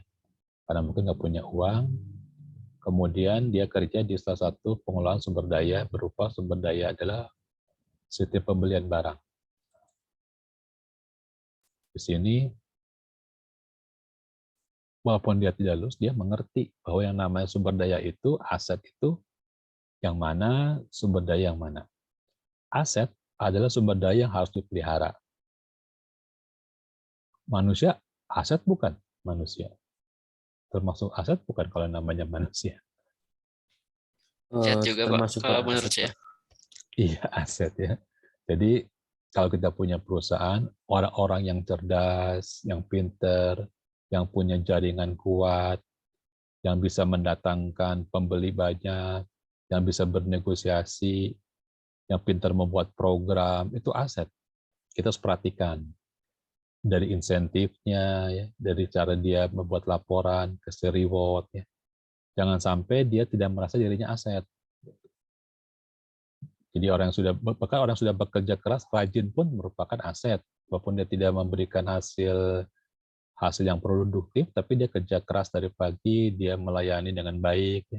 Tidak pernah meninggalkan waktu layanan. Ya. Nah, itu adalah orang yang aset. Jadi manusia merupakan aset. Jika perusahaannya tidak menganggap dia aset, itu perusahaannya rugi. Karena kalau dia pindah, perusahaan akan rugi. Misalkan ada perusahaan yang memiliki seseorang yang bisa mendapatkan order, bahkan di tempat yang persaingan sangat ketat pun dia bisa mendapatkan pemesanan. Berarti ini orang asetnya tinggi. Jangan sampai dia pindah ke perusahaan lain. Jadi di sini saya tempatkan manusia di nomor pertama ya, karena manusia lebih penting di sini. Baru kedua adalah hardware. Hardware, ya kalau di komputer, server seperti gitu, software, data termasuk aset, jangan sampai asetnya hilang. Gitu. Ada cerita lucu begini. Tahun kita pandemik tahun 2020 ya, 2020 itu data BPJS bocor. Pernah dengar ceritanya? Karena Pak Terus dijual dark web Pak ya. Iya, dijual. Tuh. Tapi tidak ada yang beli. Kenapa kira-kira? Data BPJS itu kan isinya data kependudukan, penghasilan kita berapa, kerja di mana, alamat di mana, dijual. Di salah satu ya marketplace gelap lah, black market ya. Tapi nggak ada yang beli. Nah, setelah ditanya-tanya, kenapa nggak beli? Padahal harganya mempergunakan Bitcoin ya, menggunakan BTC, menggunakan uang kripto yang cukup besar. Kira-kira kalau dikurskan sekitar 180 juta lah. Diturunkan lagi jadi 120 juta, nggak ada yang beli juga. Kenapa data BPJS itu nggak ada yang beli? Kemudian ditanya di grup, kenapa nggak mau beli? Ya, dia jawab, kalau cuma data di Indonesia, saya juga bisa dapat, nggak usah dijual. Saya sendiri bisa mendapatkan dengan mudah. Berarti betapa lemahnya data kita ya. Dibilang tidak laku karena dia sendiri juga bisa mendapatkan data BPJS ya. Nah itu berarti data kita lemah ya. Nah disinilah kita harus mengerti bahwa data itu aset mahal. Apa sih data kita? Buat apa mereka? Ya mereka bisa memetakan macam-macam ya. Dengan analisis yang baik mereka bisa memetakan macam-macam. Jaringan juga sama, jaringan internet itu merupakan aset. Saya lagi nanti jam 1 saya ada ujian sertifikasi asesor ya bagi dosen. Kalau ternyata internetnya mati karena listriknya itu terkena gangguan hujan, wah saya bisa nggak lolos nanti. Mudah-mudahan tidak terjadi ya pada saat nanti saya ujian Amin, jam, Pak. jam 1. Ujiannya mulai dari jam 1 sampai jam 9 malam 8 jam. Aduh. Jadi saya harus siap-siap mental dan fisik. Jadi jaringan Oh ya itu Pak, penting. Jadi penting sekali. Ada yang mau bertanya? Jadi sumber daya itu kita kadang-kadang suka lupa ya, orang itu penting, sumber informasi penting, gambar, tampilan penting. Bahkan Instagram setelah gabung dengan Facebook, Facebook membeli Instagram atau Instagram membeli Facebook ya? Facebook membeli Instagram, Pak. Oh, membeli Instagram. Nah itu jadi beberapa kemampuan Instagram itu muncul di Facebook ya. Apa aja kira-kira yang muncul setelah dia gabung? Jadi Integrasi story, Pak. Story. story, iya postingan juga betul. terintegrasi Pak. Betul, itu tuh betul-betul ya. Ya, itu setelah mereka gabung, mereka itu kan aset. Aset berupa konfigurasi sumber informasi, polanya gimana cara menampilkannya, itu aset. Kontennya jadi tambah banyak, itu juga aset. Jadi jangan dianggap enteng, aset IT itu bukan sekedar yang kelihatan, tapi juga yang tidak kelihatan berupa ide berpikirnya. Ini orang Mark Schumacher itu masih muda tapi pintar sekali ya, dia memberikan beberapa keuntungan bagi orang banyak ya. Ya, itu setelah kita berdagang, pasti tentunya kita akan mengerti bahwa banyak sekali ilmu IT yang bisa kita perdagangkan dan menghasilkan uang gitu ya. Ya, maka mulai sekarang kakinya harus ada dua ya. Yang satu kakinya ada di dunia akademik, di universitas. Satu kakinya harus ada di bisnis, tempat kita bekerja. Kita harus tahu sedikit-sedikit ikutan webinar, ya, ikutan pelatihan, supaya mengerti kaki kita ada di dunia kerja. Apalagi yang punya banyak waktu, yang di rumahnya nggak usah kerja, ya bisa lihat di YouTube beberapa seminar, beberapa pelatihan. Ya. Yang kaki kita satu sudah ada di dunia kerja. Gitu. Syukur-syukur saya sih mendoakan sebelum wisuda sudah bekerja gitu ya. Amin lah ya. Amin Pak, amin. Jadi pas mau bekerja nggak perlu lagi buat lamaran kerja, nggak perlu karena sudah kerja gitu. Syukur-syukur. Pintu masuknya bisa lewat MBKM ya. Kalau yang nggak bisa sempat MBKM ya bisa saja kita lewat kerja praktik biasa. Yang penting kita sudah tahu dunia kerja kita seperti apa.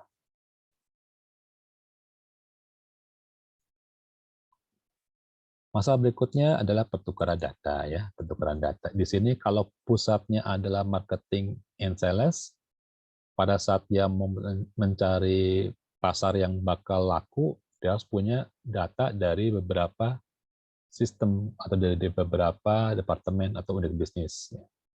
Misalkan kalau marketing, apa sih barang laku? Ya, bagaimana caranya dia punya data. Kalau dia sedang mengambil keputusan, dia harus punya data di sini ke bagian customer, tahu customer sukanya apa, ya.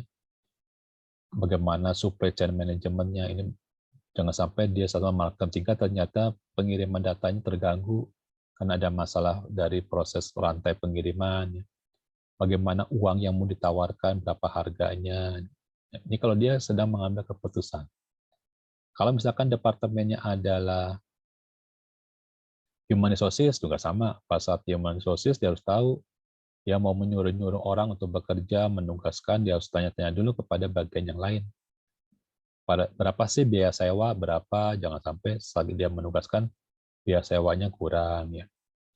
Jangan sampai dia sudah menyewa 10 orang, padahal bagian pemasokan hanya butuh 2 orang, kelebihan 8 orang. Ya. Tidak bisa sendiri-sendiri, harus ada konfirmasi secara langsung, yaitu komunikasi bahasa secara langsung, atau komunikasi secara tidak langsung menggunakan sistem. Dilihat datanya, ambil sendiri-sendirilah ceritanya di situ. Kalau misalkan pusat datanya adalah bagian supply chain management, mengirimkan barang jadi, memesan barang baku juga sama. Harus lihat data, ambil sendiri, cek lagi datanya di sini. Di bagian berapakah biayanya, apakah punya uang tidak buat menyewa, gitu ya. Siapa orang yang mau bertugas. Berarti kalau pusatnya dia pasti akan mencari-cari data kemana-mana, ke bagian departemen yang lain, tidak bisa sendiri-sendiri. Nah, dengan adanya kemaju internet, bisa saja departemen-departemen yang dimintai datanya ini tidak ada dalam satu gedung. Bisa berbeda tempat, berbeda pulau, bisa juga berbeda negara juga ya, beda-beda. Jadi bisa saja itu tidak hanya kemudian terbatas secara lokal, bisa saja. Misalkan ingin mengirimkan barang ke luar negeri, ya berarti kerjasama dengan pihak pengiriman luar negeri, pihak ketiga. Gitu ya. Itu adalah kelebihan saat ini ya. Jadi saling terjadinya interdependensi, ketergantungan secara institusi, secara organisasi. Kalau saya menjadi seorang CEO, Chief Information Officer, nah, sebelum saya rapat dengan komisaris, saya udah ada data-datanya dari beberapa bagian yang mau saya jadikan bahasan pembicaraan. Jadi jangan sampai kekurangan data. Kalau sampai kekurangan data, pasti pergerakan jadi khawatir. Banyak manajer yang susah ngambil keputusan karena datanya kurang. Dia khawatir ini bagaimana analisisnya, apakah bakal profit atau tidak bakal profit. Misalkan mahasiswa di sini, Aril Fadilah, tiba-tiba ada setelah lulus itu ada tawaran dari luar negeri, gajinya besar, sekolah, jadi dapat tawaran pekerjaan di Singapura, misalkan di Honeywell ya, Honeywell itu pengelola dari hardware sampai software, gajinya besar sekali dibandingkan dengan orang Indonesia mungkin bisa sampai 10 kali gajinya. Ya, diterima nggak? Siapa nih tadi? Arif Fadilah diterima nggak? Gaji misalkan kalau kita mahasiswa sekarang berapa sih gaji? 10 juta kali ya? Gajinya 50 juta per bulan. Dengan uang bayar apartemen, bayar macam-macam, itu kira-kira masih ada untung 30 juta lah. 30 juta. Ya, diterima nggak kira-kira? Diterima, Pak. Ya, alasan diterima nggak diterimanya itu bebas. Ada juga yang ditolak. Ditolak masalahnya macam-macam. Ada yang tidak bisa meninggalkan keluarga, ya. Ada yang belum berani ke luar negeri.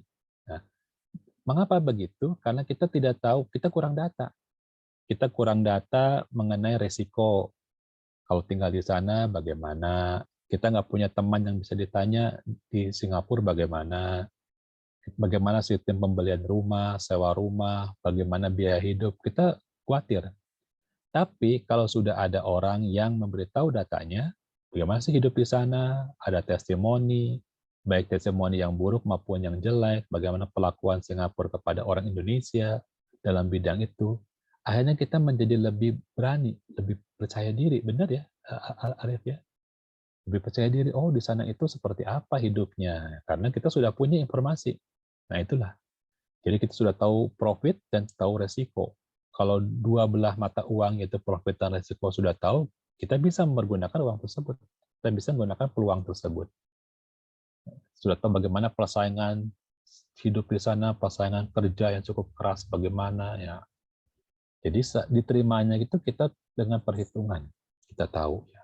Kemudian berapa kali kita bisa ke Indonesia, bagaimana izin pada saat misalkan pulang mudik di sana sebebas apa, jangan sampai kerjanya mahal tapi nggak bisa pulang kampung misalkan. Berapa asuransi yang harus kita bayar sekarang zamannya pandemi itu mahal sekali ya sekarang. Singapura tuh memberikan asuransi 230 juta per bulan, mahal sekali ya, karena masalah pandemiknya. Kita tahu karena kita sudah punya data, kita tenang. Nah, itulah transformasi, jangan sampai kekurangan data dan pastikan datanya memenuhi kualitas seperti sudah diceritakan di minggu lalu ya. Jangan sampai data yang obsolete ya, yang tidak tepat lagi, sudah tidak up to date lagi, jangan sampai. kita berani kerja di luar negeri dengan biaya besar, keuntungan besar, tapi juga harus tahu resiko. Nah, resiko tersebut kita tanya-tanya ke beberapa sistem. Sama di sini. Pada saat supply chain melakukan pengiriman, dia tanya, ini bakal untung atau tidak? Lihat dari data historinya, dari orangnya, tanya-tanya secara langsung, diskusi, atau menggunakan sistem pendukung keputusan. Ya. Sama juga kalau misalkan bagian accounting finansial, ya, jangan sampai salah memberikan gaji, jangan sampai salah memotong gaji, ya, seperti itu. Inilah proses mempertukarkan data. Data itu penting karena pertukaran data antar unit ini harus sesuai dengan kriteria kualitas data. Apa saja kualitas? Silakan baca lagi di pertemuan pertama. Itu ada kualitas waktu, kualitas akurasi, ada kualitas dari orang yang harus tepat mengirim atau masukkan data. Ya. Manajemen informasi ini mengolah data dari area fungsional untuk menyusun laporan.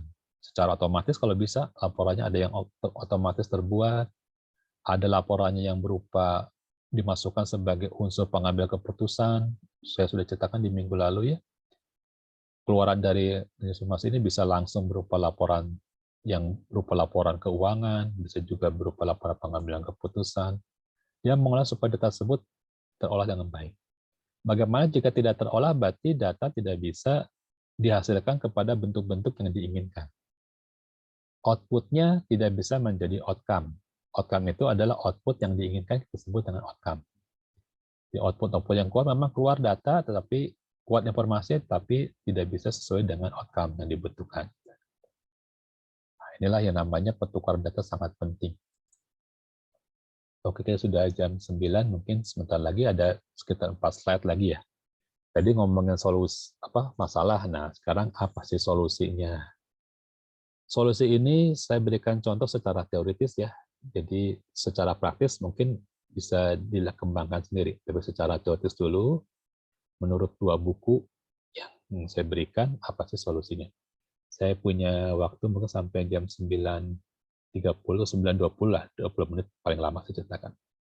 Oke, saya akan ceritakan solusinya. Yang pertama adalah harus mengetahui peluang apa dan tantangan apa yang bisa kita peroleh. Tantangan berarti resiko, challenge ya. Opportunity berarti kita harus memberikan value yang berbeda kepada stakeholder kita. Kita bisa menangkap peluang ini bisa menghasilkan nilai bisnis apa ini. Ya, solusinya walaupun ternyata ada masalah di awareness yang sangat berat, tetap kita perbaiki karena kita tahu situasi ini bisa memberikan solusi yang baik. Misalkan manajer tidak perlu terlalu banyak, di middle manager tidak terlalu banyak, kita bisa komunikasi pakai sistem, pakai WhatsApp. Kita punya diskusi dengan sangat cepat. Kepala sales ini pasti buka WhatsApp. Waktu dia menawarkan barang, dia buka WhatsApp. Berapa sih harga sekarang ya? Atau bagian pusat sekarang harga naik. Harganya naik berarti harga barang ditawarkan jangan terlalu murah. Minimal berapa marginnya? Karena ada informasi dari pusat harga barang naik. Atau kebalikan. Kata pusat sekarang harga turun. Oke, berarti jangan jual mahal-mahal, nanti keburu diambil sama sales dari perusahaan lain. Nah, itu ada beberapa challenge berupa value yang bisa kita berikan dengan tantangan tersebut. Challenge-nya ini bisa berupa kecepatan kita menyampaikan informasi. Gitu. Sekarang ada beasiswa untuk orang umum yang sudah bekerja di ilmu IT, namanya beasiswa aspirasi. Tapi diberikan kepada mahasiswa pada calon mahasiswa yang belum masuk jadi mahasiswa. Ya kalau di sini ada adik-adik kelasnya, punya adik yang ternyata sudah SMA sudah beres, ingin ikut beasiswa dari Kominfo, namanya beasiswa aspirasi, yaitu diberikan kepada pertama pegawai negeri. Jadi polisi, tentara, pegawai negeri. Dan diberikan 10% kepada orang umum, asal dia sudah punya bekerja di bidang IT. Nah itu cepat-cepat disampaikan informasinya, berarti kecepatan. Ini tutupnya sekitar tanggal berapa ini? Tanggal Juli, pendaftaran sampai Juli 2022. Jangan seperti itu. Ada perubahan data dengan cepat kita sampaikan. Sehingga yang namanya customer ini memiliki nilai-nilai yang bertambah, nilai value yang berbeda dengan perusahaan lain. Ada bisnis yang value yang ditawarkan. Ini sekarang kampus lagi masalah ya, jadi kampus itu mencari akreditasi yang unggul, yang B, yang A. Padahal bagi para orang tua, kadang-kadang yang namanya universitas dengan akreditasi A nggak terlalu penting. Bagi mereka kadang-kadang bagi orang tua kita itu mencari yang biaya SPP-nya paling murah. Jadi antara business value dan customer value bisa berbeda. Kita harus tahu apa sih yang benar-benar menjadi customer value. Kita menawarkan dengan akreditasi unggul dan atau A, padahal orang tua mencarinya adalah yang SPP-nya murah. Jadi salah nilai yang ditawarkan. Kita harus hati-hati ya. Kalau sistemnya memang yang dibutuhkannya cepat ya cepat ya. Jangan sampai yang dibutuhkan tidak sesuai atau kita menawarkan penjualan bandwidth, penjualan kapasitas pulsa. Kapasitasnya besar tetapi kecepatannya kurang, berarti orang akan tidak akan pakai karena yang diminta itu adalah kecepatan yang cepat, misalkan seperti itu ya. Jangan sampai salah antara customer value sama business value. Jadi jangan sampai kita menawarkan sesuatu pada customer-nya nggak butuh itu, nggak terlalu butuh ya, seperti itu. Atau belum waktunya membutuhkan gitu. Kemudian kita harus tahu apakah sistem tersebut itu adalah sisi bagian pendukung bagi manajemen atau pendukung operasional. Ini sudah saya ceritakan. Jangan sampai salah. Jadi jangan sampai salah ini kita harus memperjelas dari posisi dukungannya atau fungsinya. Jadi kita tahu kalau memang dia tipenya adalah operasional, berarti tujuannya efisiensi ya dan efektif. Kalau tujuannya bagi manajer, kita sesuaikan dengan bentuk yang dibutuhkan bagi manajer, apakah bentuk datanya semi structure atau tidak terstruktur yang dibutuhkan. Tidak terstruktur itu berarti data berupa tabel, bukan tabel biasa, tapi tabel keputusan. Jadi bukan tabel relasi, tabel keputusan, berupa kurva, diagram, itu bentuk yang tidak struktur yang dibutuhkan oleh top manager. Jangan sampai salah dari tipe-tipe informasinya ya. Juga jangan sampai salah kita memetakan kalau fungsinya apa, maka harus ada di aplikasi apa. Jangan sampai misalkan fungsinya adalah menentukan gaji dosen, tapi adanya di aplikasi sumber daya manusia. Jangan sampai salah. Fungsi sistemnya adalah kita punya fungsi misalkan untuk menghitung bagaimana harga barang, tapi aplikasinya ada di bagian yang mirip-mirip lah. Harga barang itu kan berarti harga pokok barang, tapi adanya di aplikasi sistem penjualan. Ya sebelum ke penjualan harusnya ada di bagian aplikasi pembelian. Pembelian yang mengirimkan kepada penjualan. Jangan posisi harga barang bahan baku itu langsung diinputkan kepada aplikasi penjualan. Jangan. Harus diinputkan dulu kepada aplikasi pembelian, dari pembelian baru ke aplikasi penjualan. Karena memang walaupun aplikasi penjualan membutuhkan harga pokok penjualan atau HPP, tetapi dia tidak akan mencatat siapa suppliernya. Karena kan dia cuma catat HPP-nya. Jelas sampai sini?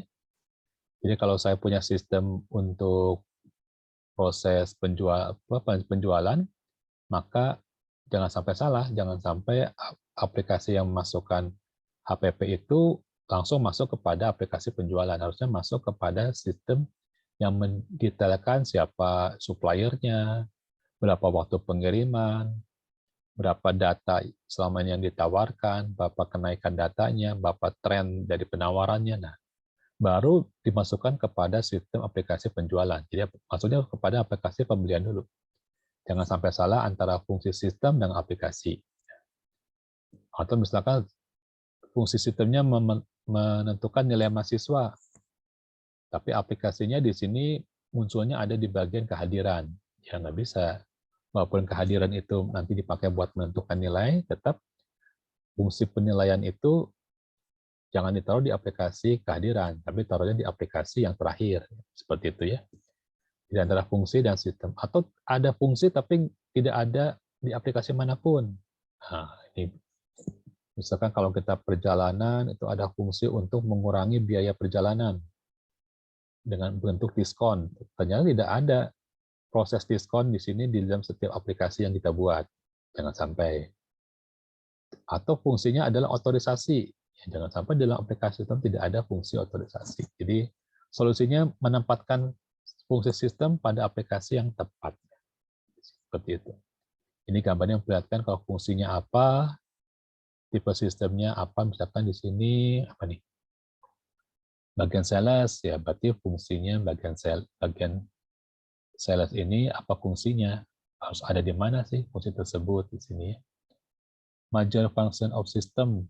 Kalau pada sales marketing, isinya harus customer service, sales management. Jangan sampai ada fungsi-fungsi yang tidak ada di sini. Jangan sampai tidak ada, jangan sampai kurang. Jangan sampai ada fungsi-fungsi atau fungsi yang double.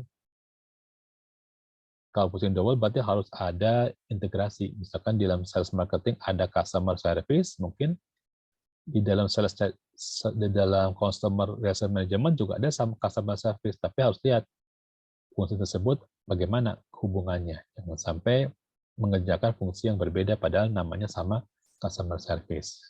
Terus jelas fungsinya apa. Setelah melihat fungsinya, juga kita juga tahu proses bisnisnya itu apa.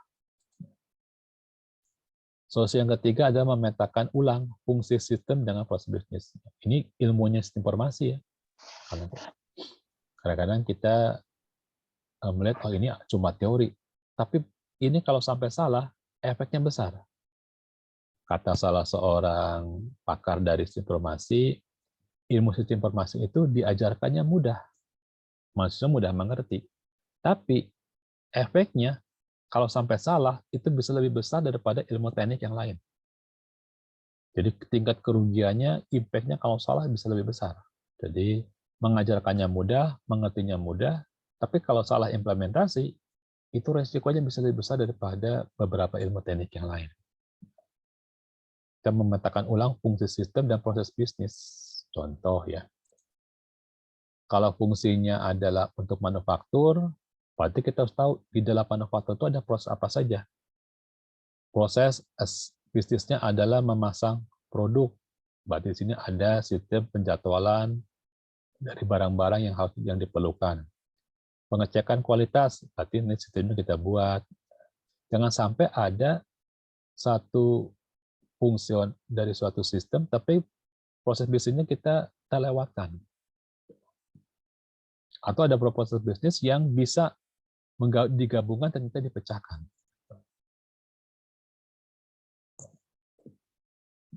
Saya dulu buat paspor, waktu mau pergi ke luar negeri, itu ikut yang program 28 hari beres. Berapa orang di sini yang sudah pernah ke luar negeri? Ada yang sudah pernah ke luar negeri? Sudah pernah buat paspor gitu? Sudah pernah. Ya belum, Pak. Yang sudah pergi ke mana? Malaysia, Pak. Ke Malaysia. Waktu itu saya pergi pakai yang 28 hari. Jadi namanya juga orang jujur ya. Masukkan datanya, sistem, kemudian dari sistem ditulis ada waktu untuk prosesnya itu tanggal berapa saya datang. Datang di sana menyerahkan, karena sudah online, cuma memeriksa bukti sebentar, kemudian datang lagi sekitar seminggu lagi buat difoto. Setelah difoto, datang lagi 3 hari kemudian, seminggu juga, kalau salah seminggu juga untuk mengambil paspor. Ya saya nurut-nurut aja. Totalnya 28 hari.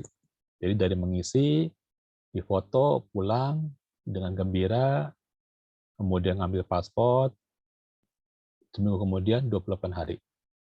Waktu saya ngambil paspor, saya lihat ada orang yang baru datang, langsung difoto, dan hari itu juga beres. Saya kan orang IT, menurut saya proses bisnisnya nggak seperti itu kan. Harusnya proses bisnisnya online dulu, kemudian foto dulu, baru dicetak dulu dan ambil. Kok bisa cepat proses bisnisnya? Rupanya proses bisnisnya itu ada jalur cepat.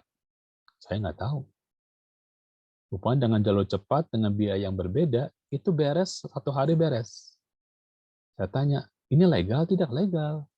Alasannya, dapat surat dari atasannya bahwa mendesak harus pergi, sehingga mereka masuk ke proses bisnis yang punya kemasan berbeda. Nah, seperti karena saya tidak tahu, kurang informasi, kalau saya tahu seperti itu, saya tidak akan tunggu 28 hari. Saya akan bayar lebih mahal, minta surat kepada Pak Rektor, bepergiannya mendesak, tidak perlu menunggu, beres. Nah, kadang-kadang kita harus tahu, membuat sistem itu ada proses bisnis yang bisa dikemas dengan cara cepat, ada yang tidak.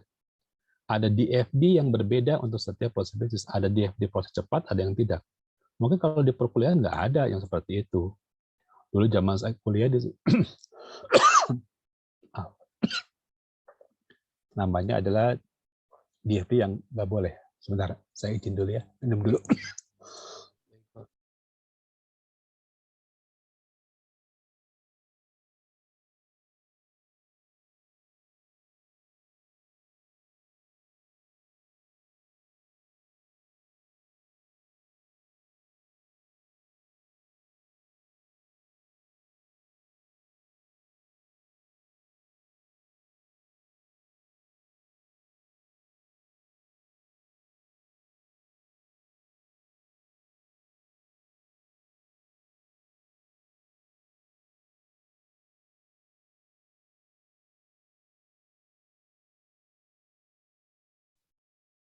Masih mute, Pak. Ya, maaf. Terima kasih. Jadi, ada skema DFD yang berbeda.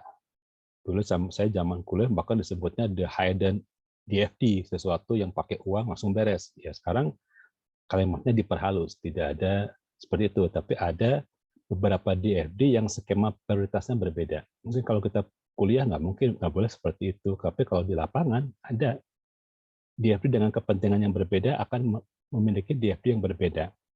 Proses bisnis bisa dijadikan satu sistem dengan cara seperti itu, kita punya DFD yang berbeda ya. Misalkan di sini kalau kita memanufaktur, proses melakukan manufakturnya tersebut ada beberapa barang yang harus kita data di sini. Jangan sampai ada proses yang salah, tapi pada proses penjadwalannya itu ada prioritas. Jadi produk tersebut ada pembuatan atau perakitan yang bisa disela, ada juga yang tidak bisa disela. Nah, itu prioritasnya yang menjadikan sistem ini harus bisa memasukkan standar prioritas. Prioritasnya berdasarkan dari kepentingan yang harus diberikan. Di sini ada beberapa proses bisnis yang kita harus tahu fungsinya. Jadi kalau fungsi sales, berarti prosesnya apa. Jadi kalau misalkan ditanya, ini finansial, di dalamnya ada proses bisnis apa saja. Jangan sampai ada proses bisnis ini, kita nggak tahu datanya, kita tidak tahu siapa yang mengerjakannya, kita tidak tahu siapa yang menyimpannya. Nah, ini harus tahu, kita catat benar-benar. Nanti kalau di kakak kerja TOGAF, ini akan dicatat siapa yang menjadikan yang bertanggung jawab untuk setiap proses bisnis. Yang terakhir adalah kita harus tahu titik benchmarking.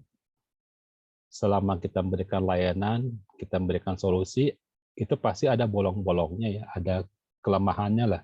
Kalau dibandingkan dengan informasi yang dibuat oleh para pakar, itu pasti ada bolong-bolongnya.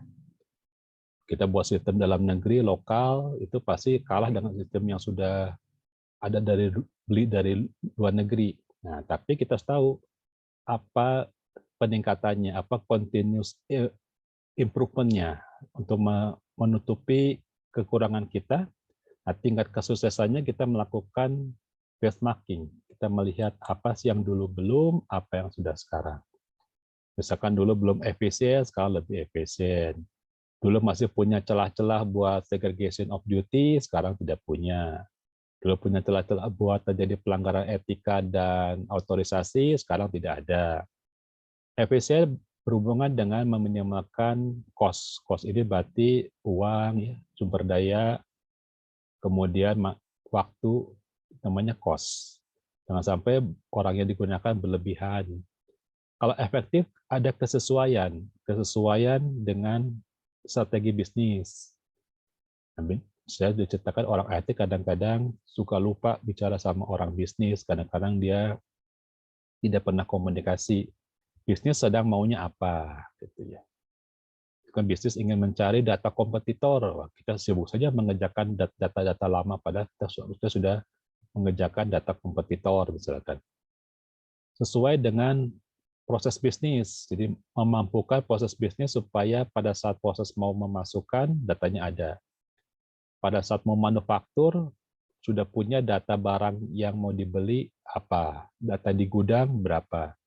Jangan sampai mau membuat baju belum tahu bahannya ini dikirim datangnya kapan, apakah di gudang ada atau tidak ada, yang mengerjakannya ada atau tidak, apakah mesinnya siap atau mesin sedang mengerjakan pekerjaan yang lain. Nah, memampukan proses bisnis kalau kita punya data. Banyak bukan hanya di manufaktur ya, banyak sekali BUMN juga sekarang yang harus dilakukan efektivitas dari data. Pada saat dia membutuhkan, data sudah available.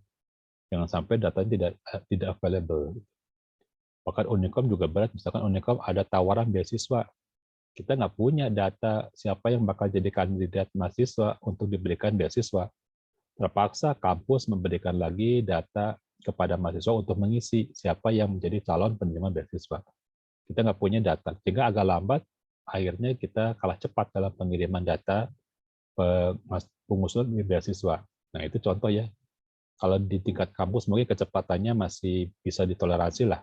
Tapi kalau dalam bisnis, bisa peluang itu lewat gara-gara kita tidak punya data yang cepat. Yang ketiga, mengembangkan struktur organisasi dan budaya kerja.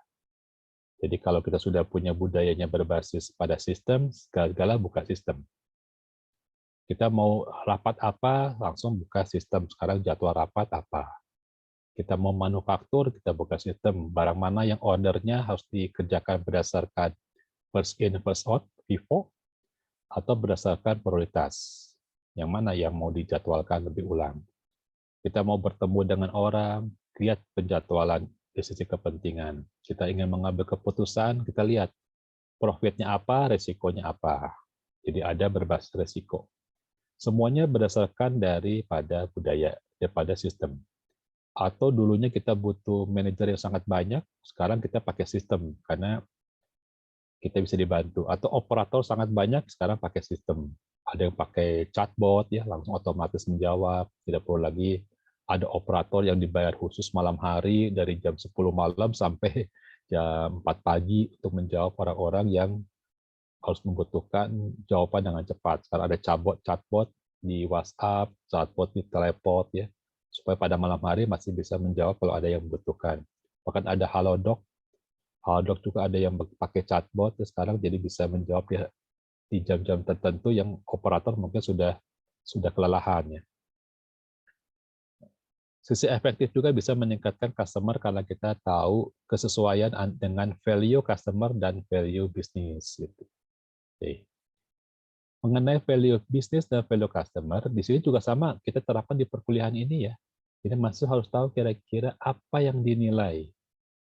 Jadi kalau misalkan saya kasih UTS, saya coba kasih clue apa sih yang dinilai. Apakah ketepatan jawaban, apakah kesingkatan jawaban, jangan berpanjang lebar, atau yang saya nilai adalah sumber dari jawaban tersebut, pustakanya apa. Jangan sampai value yang dianggap penting ternyata bukan itu yang dinilai. Jadi, value itu berarti kan nilai ya, proses penilaian. Jadi meningkatkan supaya business value sama dengan business customer. Kalau di sini yang jadi business customer-nya itu adalah saya yang memberikan penilaian. Jadi kalau mahasiswa menjawab tugas, ya bacalah dengan betul petunjuknya apa yang dinilai. Kalau tidak ada, tanya kepada dosennya yang dinilai apa. Kadang-kadang membutuhkan jawaban esai panjang. Kadang-kadang membutuhkan jawaban sistematis. Kadang-kadang membutuhkan jawaban yang hanya jawabannya adalah. Pendek. Jelaskan apa yang disebut dengan CRM. CRM adalah, nah seperti itu.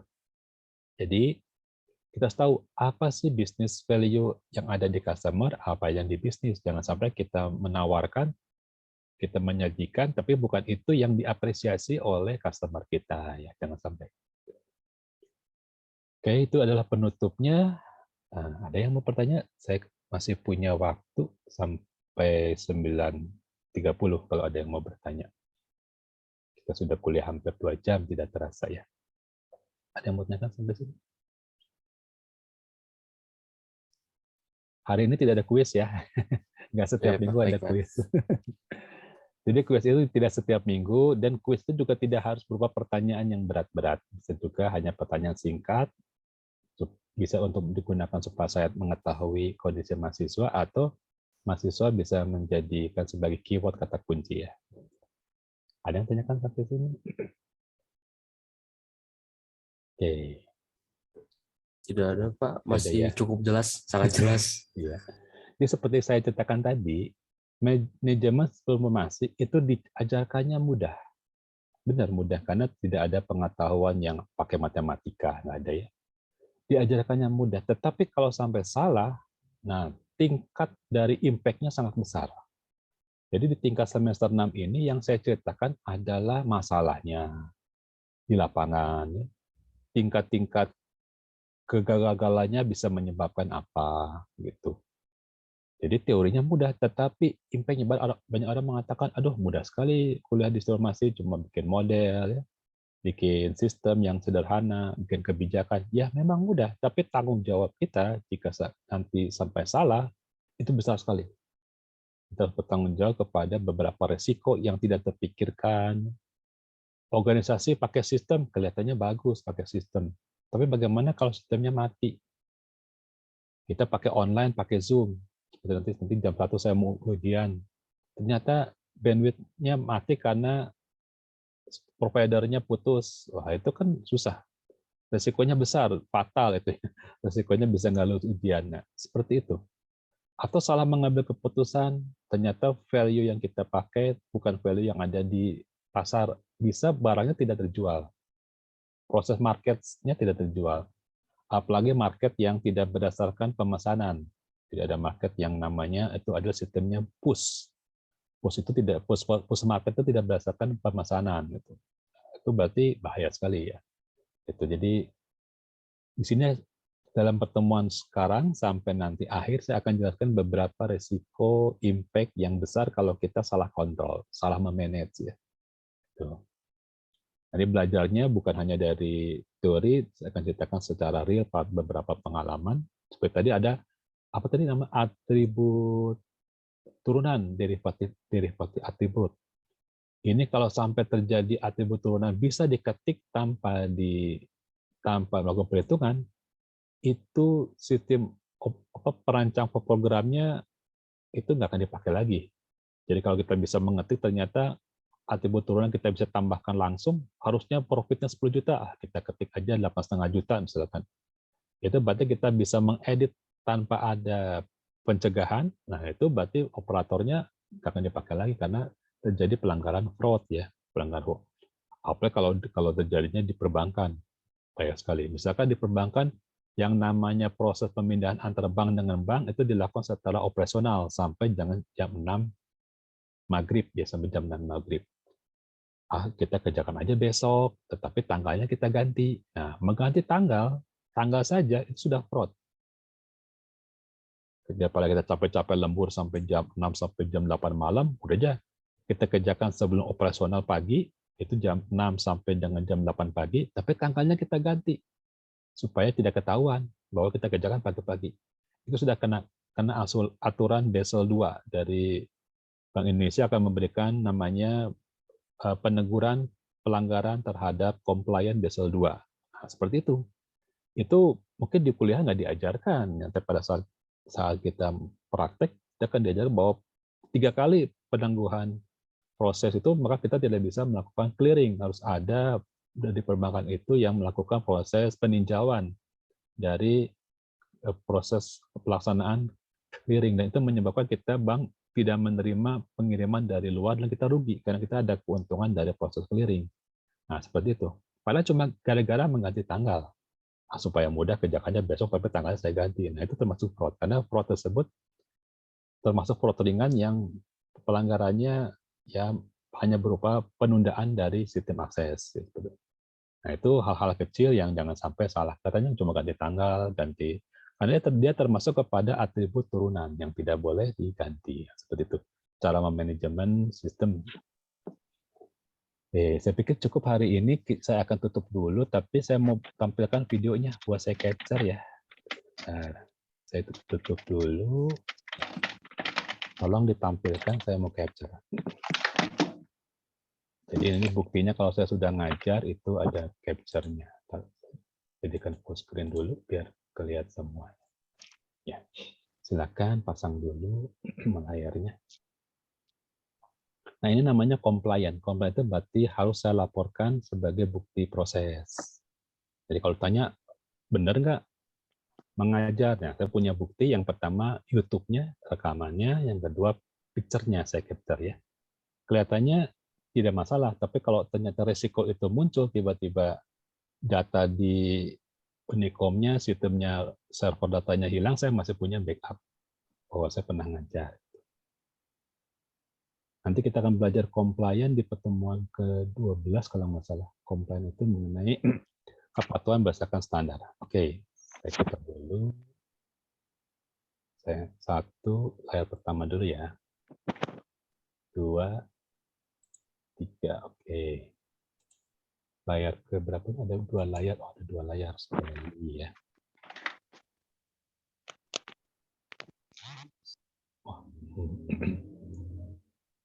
Banyak yang kelihatan cuma ubun-ubunnya aja ya. Gak apa-apa lah, yang penting ada fotonya ya, supaya saya tidak dimarahin sama dekan teknik. Oke, 1, 2, 3. Iya, kita cuma punya 2 layar. Oke, terima kasih sudah hadir. Nanti ketemu lagi minggu depan. Selamat siang. Wassalamualaikum warahmatullahi wabarakatuh. Waalaikumsalam warahmatullahi wabarakatuh. Waalaikumsalam. Terima kasih Terima kasih, banyak, Pak. Pak. Terima kasih, Pak. Sama-sama.